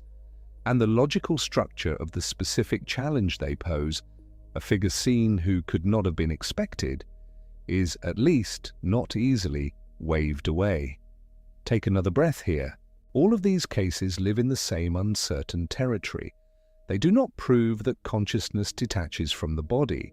They do not confirm that something is perceived during a period of verified brain inactivity. What they do is accumulate a weight of puzzlement, a set of reports that the available physiological models, however illuminating they are, have not yet absorbed without remainder. And then we come back to the experiment that was designed specifically to resolve this. The AWARE-2 study, presented at the American Heart Association meeting in 2023 and published in the journal Resuscitation, was the largest, most methodologically deliberate attempt in history to test whether the out-of-body experiences reported during cardiac arrest involve actual perception from a viewpoint outside the body.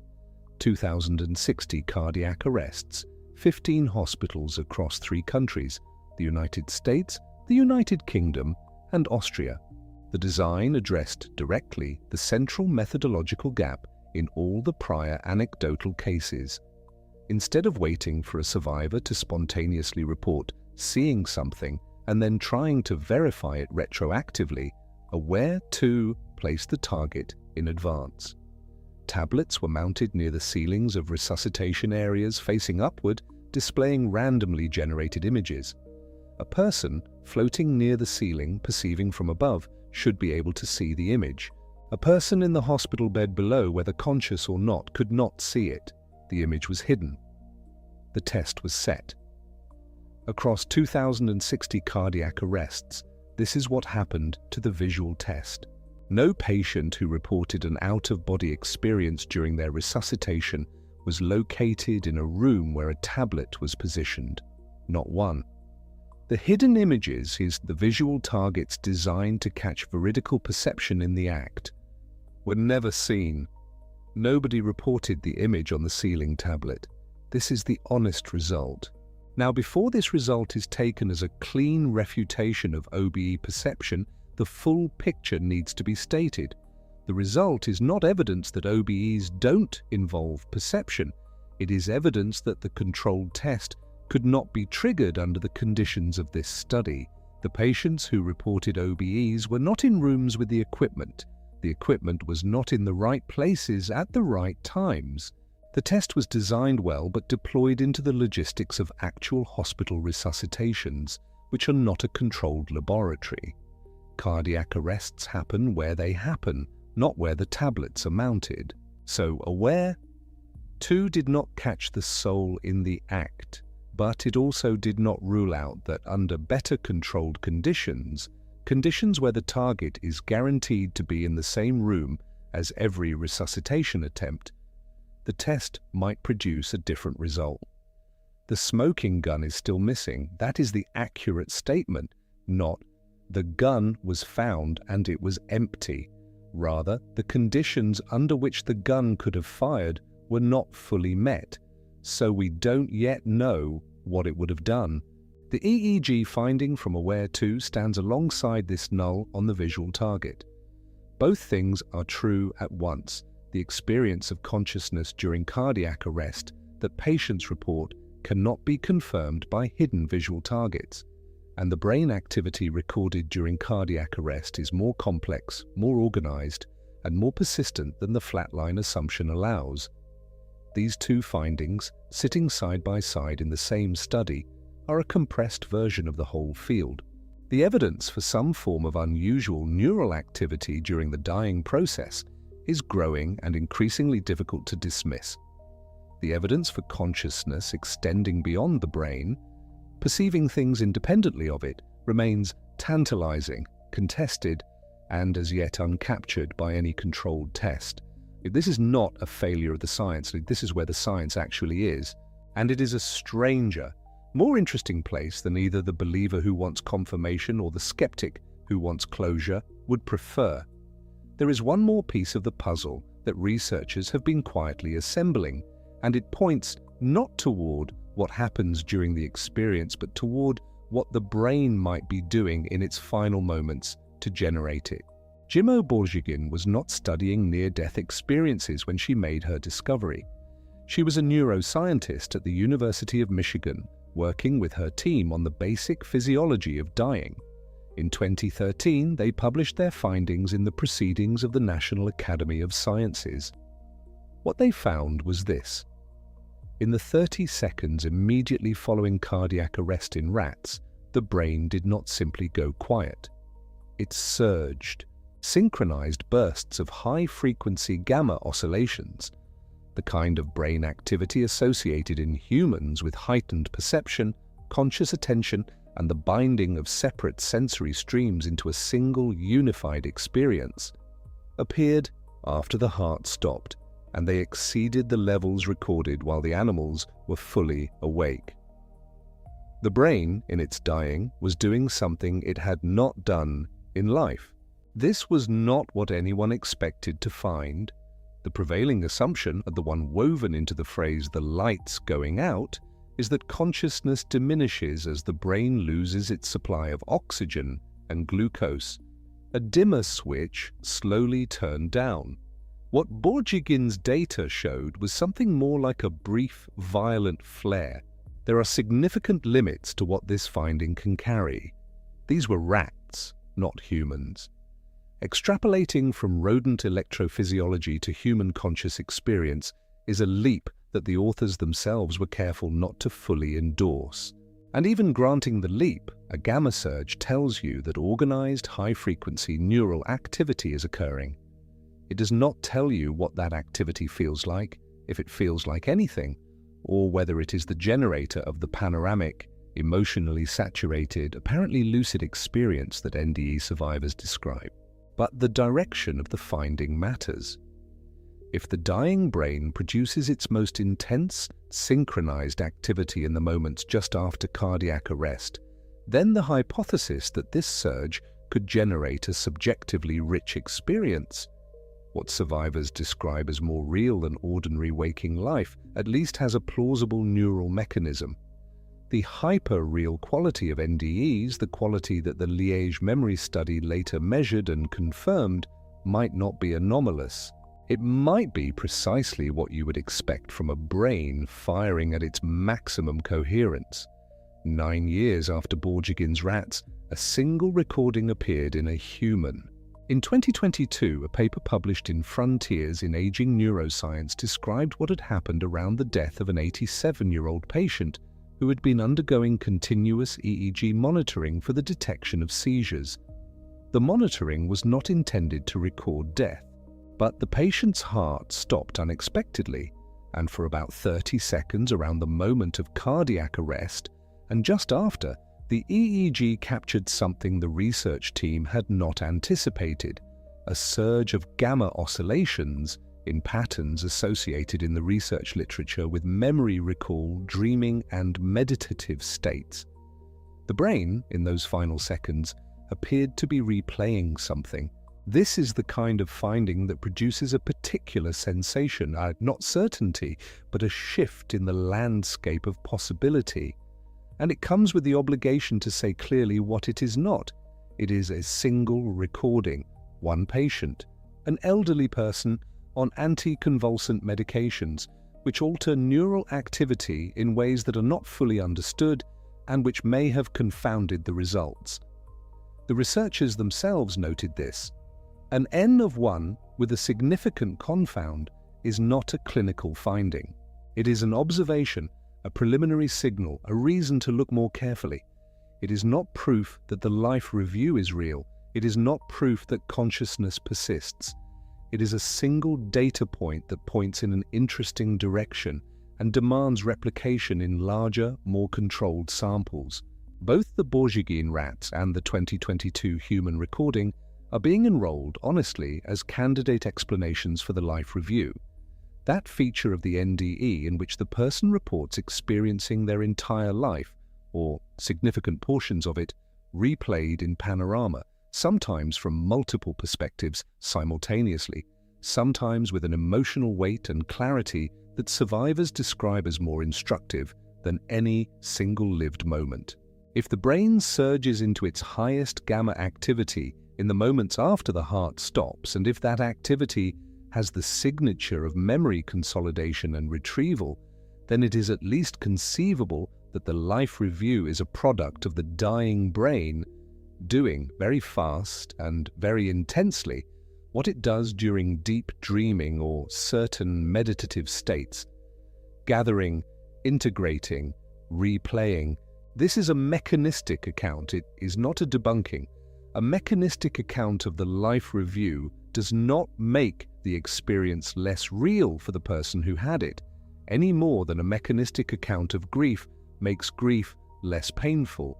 But it matters for the question the research is actually trying to answer, which is whether the experience requires anything beyond the brain to explain it. Now we come to the cases. Because alongside all of this neuroscience, the gamma surge, the temporoparietal OBE, the anoxia tunnel, the endorphin piece, there is a set of documented reports that have resisted for decades the comfort of an easy mechanical explanation. They are not proof of anything beyond the brain, but they are not nothing either, and the honest account of the research has to hold them. Pam Reynolds-Lowry is the case that keeps appearing in the serious literature, and the reason it keeps appearing is that the conditions under which it occurred were, in principle, as controlled as a near-death event can be. In 1991, she underwent what is called a hypothermic circulatory arrest procedure, colloquially known as standstill surgery, for the removal of a large basilar artery aneurysm. The procedure requires the body temperature to be lowered to approximately 60 degrees Fahrenheit. The blood is drained from the brain. Electrical activity in the brain flatlines, not metaphorically but measurably, on the EEG monitors running throughout. The brainstem auditory evoked responses go silent. The eyes are taped closed. The ears are fitted with small molded earpieces that deliver continuous clicking sounds and simultaneously block external noise, serving the dual purpose of protecting the auditory nerve and monitoring brainstem function. She should have been, by every measurable standard, unconscious, beyond unconscious, in a state that researchers sometimes call functional brain death, temporary and deliberately induced. What she later described included observing the bone saw used to open her skull. She compared it to an electric toothbrush, an unexpectedly specific description that matched the instrument's actual appearance. She described overhearing a remark made by a member of the surgical team about the size of her blood vessels, details that, if accurate and if obtained, during the period of the flatline rather than during induction or emergence are deeply difficult to explain through any of the standard physiological mechanisms, because those mechanisms all require a functioning brain as their substrate. The critique that skeptics apply, and it is a genuine, serious critique, not a dismissal, is about timing. The standstill window when the EEG was flat and the brainstem responses were absent lasted a defined period. But Pam Reynolds was anesthetized before the flatline, and she regained consciousness after it. The observations she reported could theoretically have been made during induction, before the EEG went flat, or during emergence, after it returned. In either case, a functioning brain was present. The surgical team's remarks and the equipment in the room would have been audible. The report does not come with timestamps matching the observations to the flatline window. That is the gap. That is why Pam Reynolds remains a T2 finding, documented, detailed, discussed seriously in the peer-reviewed literature, and ultimately not resolved. The case is strong enough to keep researchers interested and weak enough that no one can responsibly call it settled. So let us hold that unresolved place for a moment, and then turn to something the mainstream coverage almost always shortchanges. Because so far we have been talking about what people report experiencing, and we have been asking whether the physiology of the dying brain can account for it. But there is a third dimension to near-death experiences that quietly dismantles one of the most common assumptions about them, and it has nothing to do with EEG waveforms or gamma oscillations. It has to do with what people see when they get there, and the answer turns out to depend, in small but telling ways, on where they grew up. The core structure of the near-death experience appears to cross cultural and linguistic borders with striking consistency. Peace, separation from the body, a sense of moving towards something luminous, encountering other presences, a moment of decision or barrier, a return. These elements show up in accounts gathered from North America, from Europe, from India, from East Asia, from indigenous communities. Raymond Moody noticed this when he was compiling his original interviews in the early 1970s, and it has been replicated many times since. The architecture of the experience, stripped down to its underlying shape, does not seem to belong to any one tradition, but the furnishings do. This is where the work of researchers like Satwant Pasricha and Ian Stevenson becomes important. Pasricha, a psychologist who spent decades studying anomalous experiences in India, gathered NDEs from Indian respondents and compared them systematically against the Western accounts. Stevenson, a psychiatrist at the University of Virginia who spent much of his career on exactly this kind of cross-cultural comparison, collaborated in this line of inquiry. What they found was not that the experiences were different in their emotional core. The peace, the light, the sense of encountering another presence, the reluctant return, these recurred. But the narrative frame around them was distinctly Indian. Where a Western experiencer might encounter a being of light, or a deceased grandparent, or an angel, Indian experiencers frequently described meeting Yamadoots. The Yamadoots are the messengers of Yama, the god of death in the Hindu tradition. They arrive with a ledger, a record of deeds, and a remarkable feature of many Indian NDE accounts is what you might call the bureaucratic error motif. The messenger has come for the wrong person. The name in the ledger does not match. There has been a clerical mistake in the cosmic administration, and the experiencer is sent back not because their time has come and a choice was made, but because a divine bureaucracy got the paperwork wrong. You will not find that scenario in Western accounts. Western NDEs tend toward the personal and the familial. A being of light that radiates unconditional love, a deceased relative who is at peace. The Indian accounts introduce an institutional layer, an administrative structure behind death that maps precisely onto the cultural and religious world of the experiencer. Take a breath here if you'd like. This does not mean the experiences are fabricated or culturally contaminated in the sense of being merely invented, but it does mean that the culture furnishes the interpretation and possibly the sensory content of an underlying experience whose deeper structure may be more universal.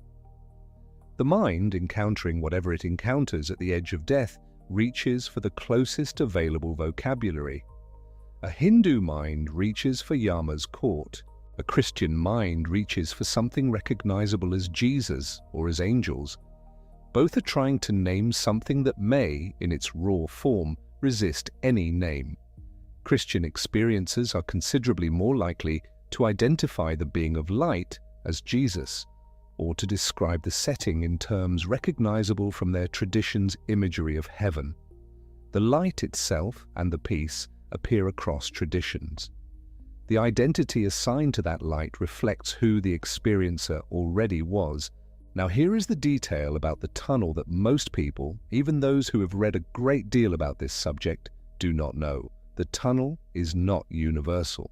The image of the tunnel, the sense of moving through a darkened cylindrical space toward an intensely bright opening, is so iconic in Western popular culture that it has become the visual shorthand for the entire phenomenon.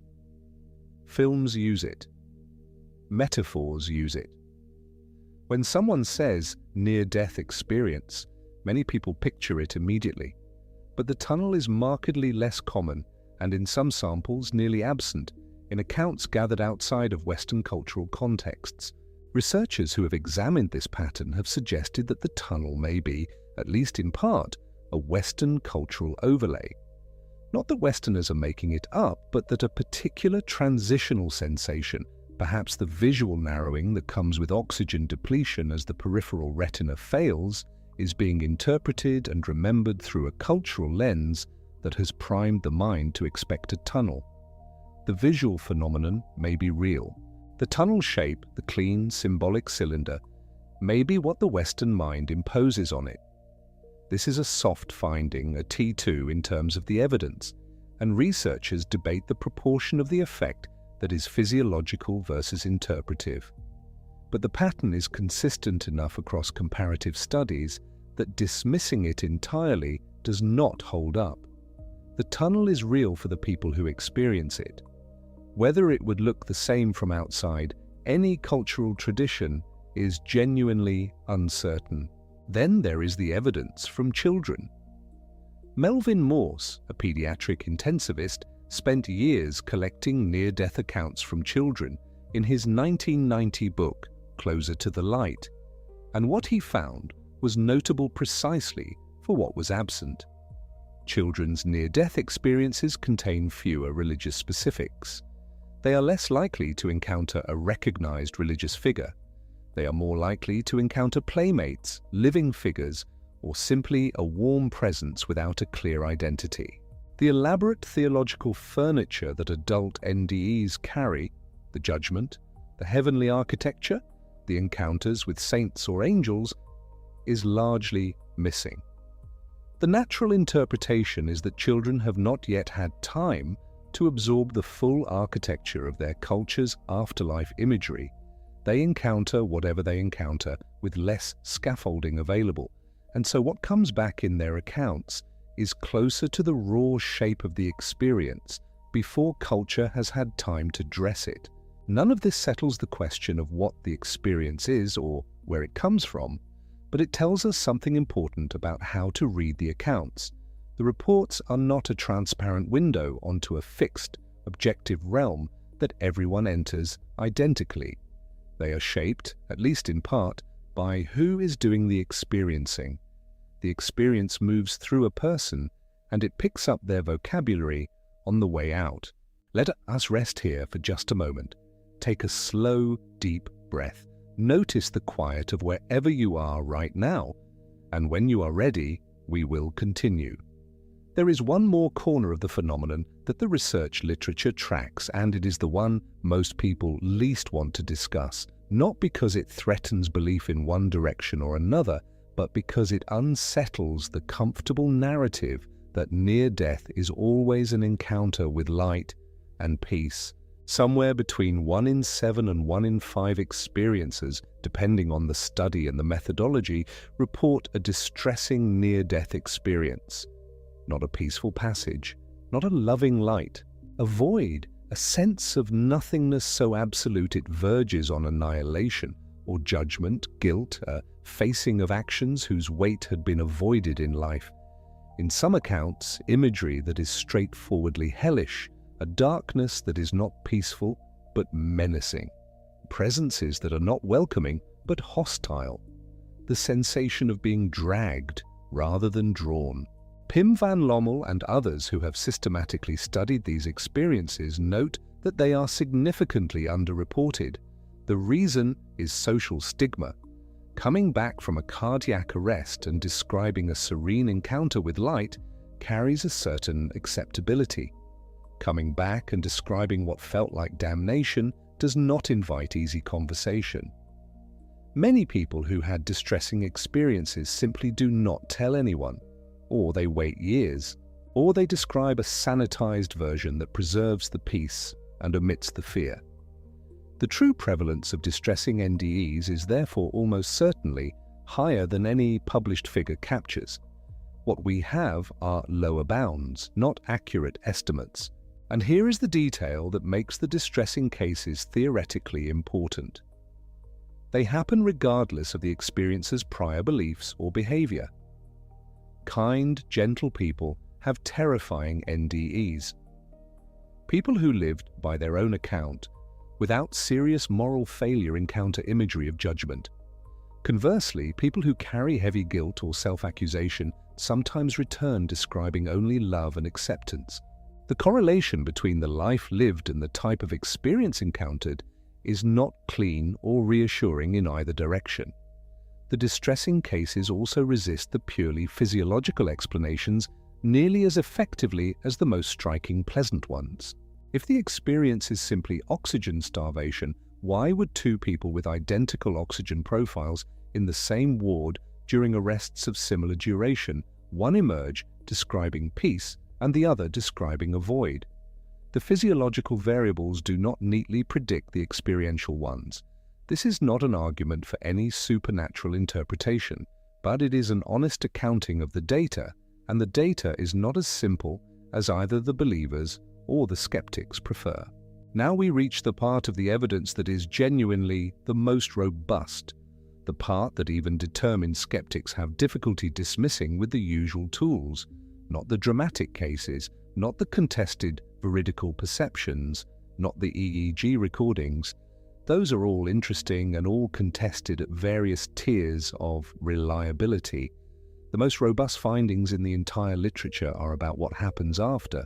Across study after study, across cultures, across time, near-death experiences show a consistent pattern of lasting, measurable change that appears regardless of whether the original experience was pleasant or distressing, regardless of the experiencer's prior beliefs, and regardless of what caused the cardiac event that preceded it. The fear of death goes down, not moderately, dramatically. People who had been acutely afraid of dying, who had organized significant portions of their waking anxiety around the question of their own ending, come back with that fear reduced, sometimes to near zero. This is not a temporary effect. It persists. Van Lommel's 8-year follow-up, tracking the original 344 patients from his Lancet study, found that this change not only held, but deepened over time. Ordinary memories fade. These memories and the changes they catalyze do not. Altruism increases, the concern for other people's well-being, the willingness to give time and attention and resources to others without expecting return, rises in a way that is detectable not only in self-report, but in behavioral observation. People who were not particularly generous before sometimes become conspicuously so afterward. Materialism decreases. The sense that possessions, status, and financial accumulation matter in any deep way tends to diminish substantially. Experiencers often describe a reorganization of what they value, where the things they previously worked hardest to accumulate come to seem almost irrelevant. Spirituality increases, but specifically decoupled from organized religion. This is an important distinction. Experiencers do not necessarily become more devout in any institutional sense. They may in fact become less attached to formal religious practice. What increases is something closer to a personal sense of connection to something larger than the self, an awareness of meaning that does not map neatly onto any particular tradition's doctrine. And then there is the detail that resists a simple feel-good narrative. Divorce rates in NDE experiences are, in some samples, higher than in the general population. The transformation that occurs is profound enough that the person who returns is, in some significant sense, not the same person who left. The relationships built around the previous self do not always survive contact with the new one. Partners who had built a life around someone's prior set of values sometimes find themselves living with a stranger. This is not a complication that the inspirational literature tends to highlight, but the research literature documents it honestly. These changes happen in committed atheists. This is the detail that gives pause to both sides of the debate. A person who had no belief in consciousness surviving death, who had never entertained the possibility of an afterlife, who encounters an NDE, and who comes back with reduced fear of death and increased concern for others, and a deepened sense that something matters beyond the individual self. That person's transformation cannot be explained by the placebo-like mechanics of religious belief because the belief was not present. Whatever caused the change, it reached past the person's prior framework. Van Lommel tracked this specifically. The changes in atheist experiences were not statistically different from the changes in religious experiences. The transformation does not require a theological interpretation of the experience to take root and persist. Take another slow breath. Notice your body, the way the air moves through you. You don't need to do anything with any of this. Just let it settle. And then there is the memory. In 2013, a team at the University of Liège in Belgium turned their attention to a question that almost no one had asked systematically. Not what the experiences contain, not what causes them, but what the memories of those experiences actually look like as memories when you examine them with the tools that cognitive neuroscience uses to characterize human recollection. Charlotte Marshall and Marie Thonard were part of this team. They used a validated instrument called the Memory Characteristics Questionnaire, a standardized tool designed to measure the qualities of recalled events. Things like the vividness of sensory detail, the emotional intensity attached to the memory, the sense of clarity, and the degree to which the memory feels self-referential, personally significant. They compared 3 kinds of memories in the same individuals: real events that had actually happened, imagined events that people had consciously constructed, and near-death experience memories. The expectation, if you come to this with the standard skeptical framework, is that NDE memories would look like the imagined category. Vivid perhaps, emotionally intense, but lacking the texture and groundedness of true episodic memory. If the experience was a hallucination or a confabulation generated by a brain under extreme physiological stress, then the resulting memory should bear the marks of that origin: hazy, inconsistent, less detailed than a real event. What the Memory Characteristics Questionnaire found was the opposite. NDE memories scored higher on clarity, higher on sensory detail, higher on self-referential significance, higher overall than memories of real events. Not roughly equivalent, higher. The memory of a near-death experience tested by the same instrument used to characterize ordinary human recollection presents as more real, in the technical sense that cognitive neuroscience uses that term, than the memory of an event that actually happened.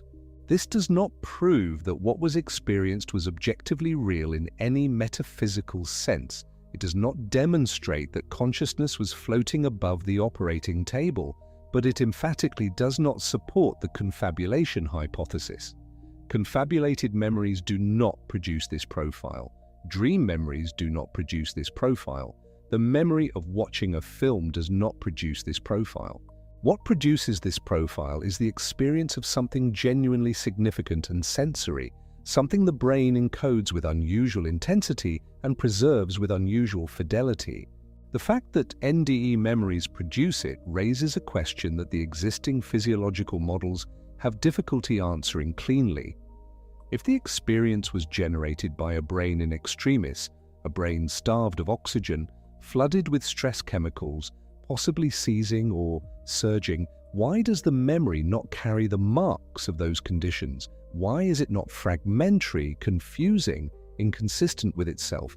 Why does it score as the most real kind of memory the instrument can detect? That question remains genuinely open. Let us rest here again for a moment. Take a slow breath. There is nothing you need to figure out. You can simply receive what is here. We have covered a great deal of ground over the course of this, and now at the end of it, the honest thing to do is to draw the lines clearly, not to give you a verdict the evidence does not support, but to show you precisely where certainty lives and where it does not, because the map of what we actually know, as opposed to what we wish we knew in either direction, is more interesting than any forced conclusion. Here is what is settled as clearly as anything in this field can be said to be settled. Near-death experiences are real events in the sense that matters scientifically. Something happens to a significant proportion of people who come close to death. Roughly 10 to 18% of cardiac arrest survivors in the best-designed studies. That something has a consistent underlying architecture. It produces measurable, durable changes in the people who have it. Those changes are replicable across cultures and across prior belief systems. Raymond Moody gave us the vocabulary in 1975. Bruce Grayson gave us the instrument in 1983. Pim van Lommel gave us the first properly prospective data in 2001. These are real contributions to real science, and the phenomenon they are studying is not a fantasy. The after effects are settled, as well as anything in this literature is settled. The reduction in death fear, the increase in altruism, the shift away from materialism and toward a decoupled spirituality, the persistence and deepening of these changes over years, the fact that they occur in atheists as reliably as in believers. Van Lommel's 8-year follow-up remains the most rigorous long-term data we have, and it is consistent with shorter follow-ups from other researchers. If you are looking for the single most credibly documented finding in near-death research, this is it. Whatever else is uncertain, the transformation is real. The memory anomaly from the University of Liège team, the finding by Charlotte Martial and Marie Thonard that NDE memories score higher than real event memories on the Memory Characteristics Questionnaire, is also a documented, published result in a peer-reviewed journal. It does not prove what the experience was, but it tells us something important about what the experience is not. It is not a standard confabulation. It does not fit the hallucination profile. That result deserves to sit in the settled column, even if its interpretation remains contested. Here is what is genuinely contested. The physiological explanations, the oxygen depletion model, the gamma surge, the temporoparietal disruption, the ketamine and DMT parallels, the REM intrusion. Each of these accounts for real, measurable pieces of the phenomenon. Olaf Blanke's demonstration in Nature in 2002 that stimulating the temporoparietal junction can reliably induce out-of-body sensations tells us that OBEs have a brain address. Jimmo Borgegin's 2013 work at the University of Michigan shows that the rat brain, in the 30 seconds after cardiac arrest, produces a surge of synchronized gamma waves exceeding waking levels. The 2022 case recorded at death in the 87-year-old patient showed gamma oscillations in patterns associated with memory, recall, and dreaming. These are real findings. They are not dismissals. They are data. But no single physiological theory accounts for all of the features. Van Lommel's key finding, that the depth of the near-death experience in his prospective Lancet study did not correlate with how far the patient's oxygen dropped, how long the arrest lasted, or what drugs were administered is a significant challenge to the simple anoxia model. If oxygen deprivation were the primary driver of the experience, you would expect deeper deprivation to produce more intense experiences. The data did not show that. AWARE-2, Sam Parnia's 2023 study at NYU Langone and its partner sites, produced its own contested result. The hidden ceiling images mounted to test whether someone floating above their body could perceive a target no one on the floor could see were never encountered in a way that permitted the test. No patient who reported an out-of-body experience was positioned near an image. The smoking gun was never fired because the conditions for firing it were never met. The test design was sound. The null result is not evidence against OBEs. It is evidence that after more than 2,000 cardiac arrests across 3 countries, the experiment has not yet been triggered. It remains open. The EEG finding from AWARE-2, bursts of gamma, delta, theta, and alpha waves up to an hour into CPR, in patterns resembling conscious thought, sits at the T2 level as well.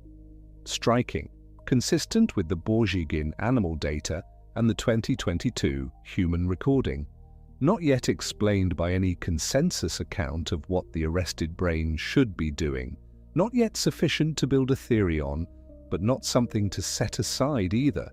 Here is what is genuinely open. Whether any of the reported veridical perceptions, the observations of real events in the room that experiencers later describe, occurred during the actual period of clinical death or during the surrounding windows of induction and emergence when a functioning brain was present. Pam Reynolds-Lowry's account is the most carefully examined case in the literature, and the most carefully examined reason it remains T2 is precisely the absence of the timestamps that would close that gap. The distressing NDE minority, somewhere around 1 in 5, probably higher given the underreporting, and what it tells us about the relationship between the experience and the moral or psychological life that preceded it. What the experience actually is at its deepest level. Whether the surge of organized brain activity during cardiac arrest is generating the experience as a kind of final, hyper-real production of a dying mind, or whether, as van Lommel and others have tentatively suggested, it reflects something about consciousness and its relationship to the brain that our current models do not adequately capture. That question is not answerable with the evidence currently available. It is not unanswerable in principle. Better designed studies, larger samples, more sensitive measurement may eventually push toward clarity, but it is unanswerable now, and that is the honest place to rest. The tunnel may be partly a Western image. The being of light will wear the face of your tradition if you have one. Children encounter it with less scaffolding and describe it more nakedly. Indian messengers arrive with ledgers and make administrative errors. Christian skies fill with recognizable figures. The core of the experience crosses all of those frames. The interpretation does not. The after effects persist and deepen across 8 years of follow-up in atheists and believers alike, in those who found the experience peaceful and in those who found it terrifying. The memories of those experiences test, in a Belgian laboratory, as more real than the memories of real events. And the dying brain, in a Michigan laboratory and on EEG, leads attached to patients in resuscitation suites, sometimes does the opposite of what we expected. It surges, it organizes, it produces, up to an hour into CPR, the wave signatures that in a waking person we associate with full consciousness. Neither camp has the complete answer. The believers cannot point to a verified, controlled, replicated case of veridical perception during a confirmed flatline window. The smoking gun has not fired after decades of looking. The skeptics cannot explain why the depth of the experience does not track the depth of the oxygen loss, cannot explain the memory profile that Charlotte Martial and Marie Thonard documented. cannot, with the current physiological toolkit, fully account for the organized brain activity in a body undergoing CPR. The honest state of the science is that we are looking at something real, something that affects real people in real and lasting ways, something that our best instruments have not yet fully illuminated, and something that our interpretive frameworks, both the theological and the reductionist, have not yet fully contained. That is not a failure, that is the frontier. And there is something worth sitting with here at the end of a long night of looking at this evidence carefully. Whatever is happening in those minutes near death, it changes people. Not toward credulity, not toward dogma, but toward something quieter and more difficult to dismiss, less fear, more care for others, less attachment to the things that, on an ordinary Tuesday, consume most of our attention. You don't need to believe anything to find that significant. The experience reaches people regardless of what they believed going in. It returns them changed in ways that the people who love them can observe. It leaves behind memories that do not fade the way other memories fade. And it poses questions that the brightest researchers in cardiology and neuroscience are still, in 2023 and beyond, actively working to answer. The question of what happens at the edge of consciousness is still open. The question of what these experiences mean is still open. The question of whether the mind can, in any sense, perceive without the brain's usual machinery is still open. But the question of whether they deserve serious attention is not open at all. They do. They always have. We have met tonight the Dutch cardiologist standing over his Lancet data with a finding that wouldn't fit. The brain scientist in Michigan watching a rat's dying mind surge into something brighter than waking. The team in Belgium asking a quiet, technical question about memory and finding the answer overturned their expectations. The patients who came back from resuscitation changed in ways that 8 years of follow-up only deepened. The children who encountered something without the vocabulary to name it the way adults do. The atheists who came back less afraid. We have met the cases that resist and the cases that yield, and the honest gap between them. You don't need to remember all of it. If one piece stayed with you, let that be enough. The certainty you came looking for is not here, because the research does not yet have it to give, but something else is here, which is perhaps more valuable at this hour. A clear map, a sense of exactly where the known ends and the genuinely open begins. The ability to hold a hard question with curiosity rather than with the anxiety of needing a final answer tonight.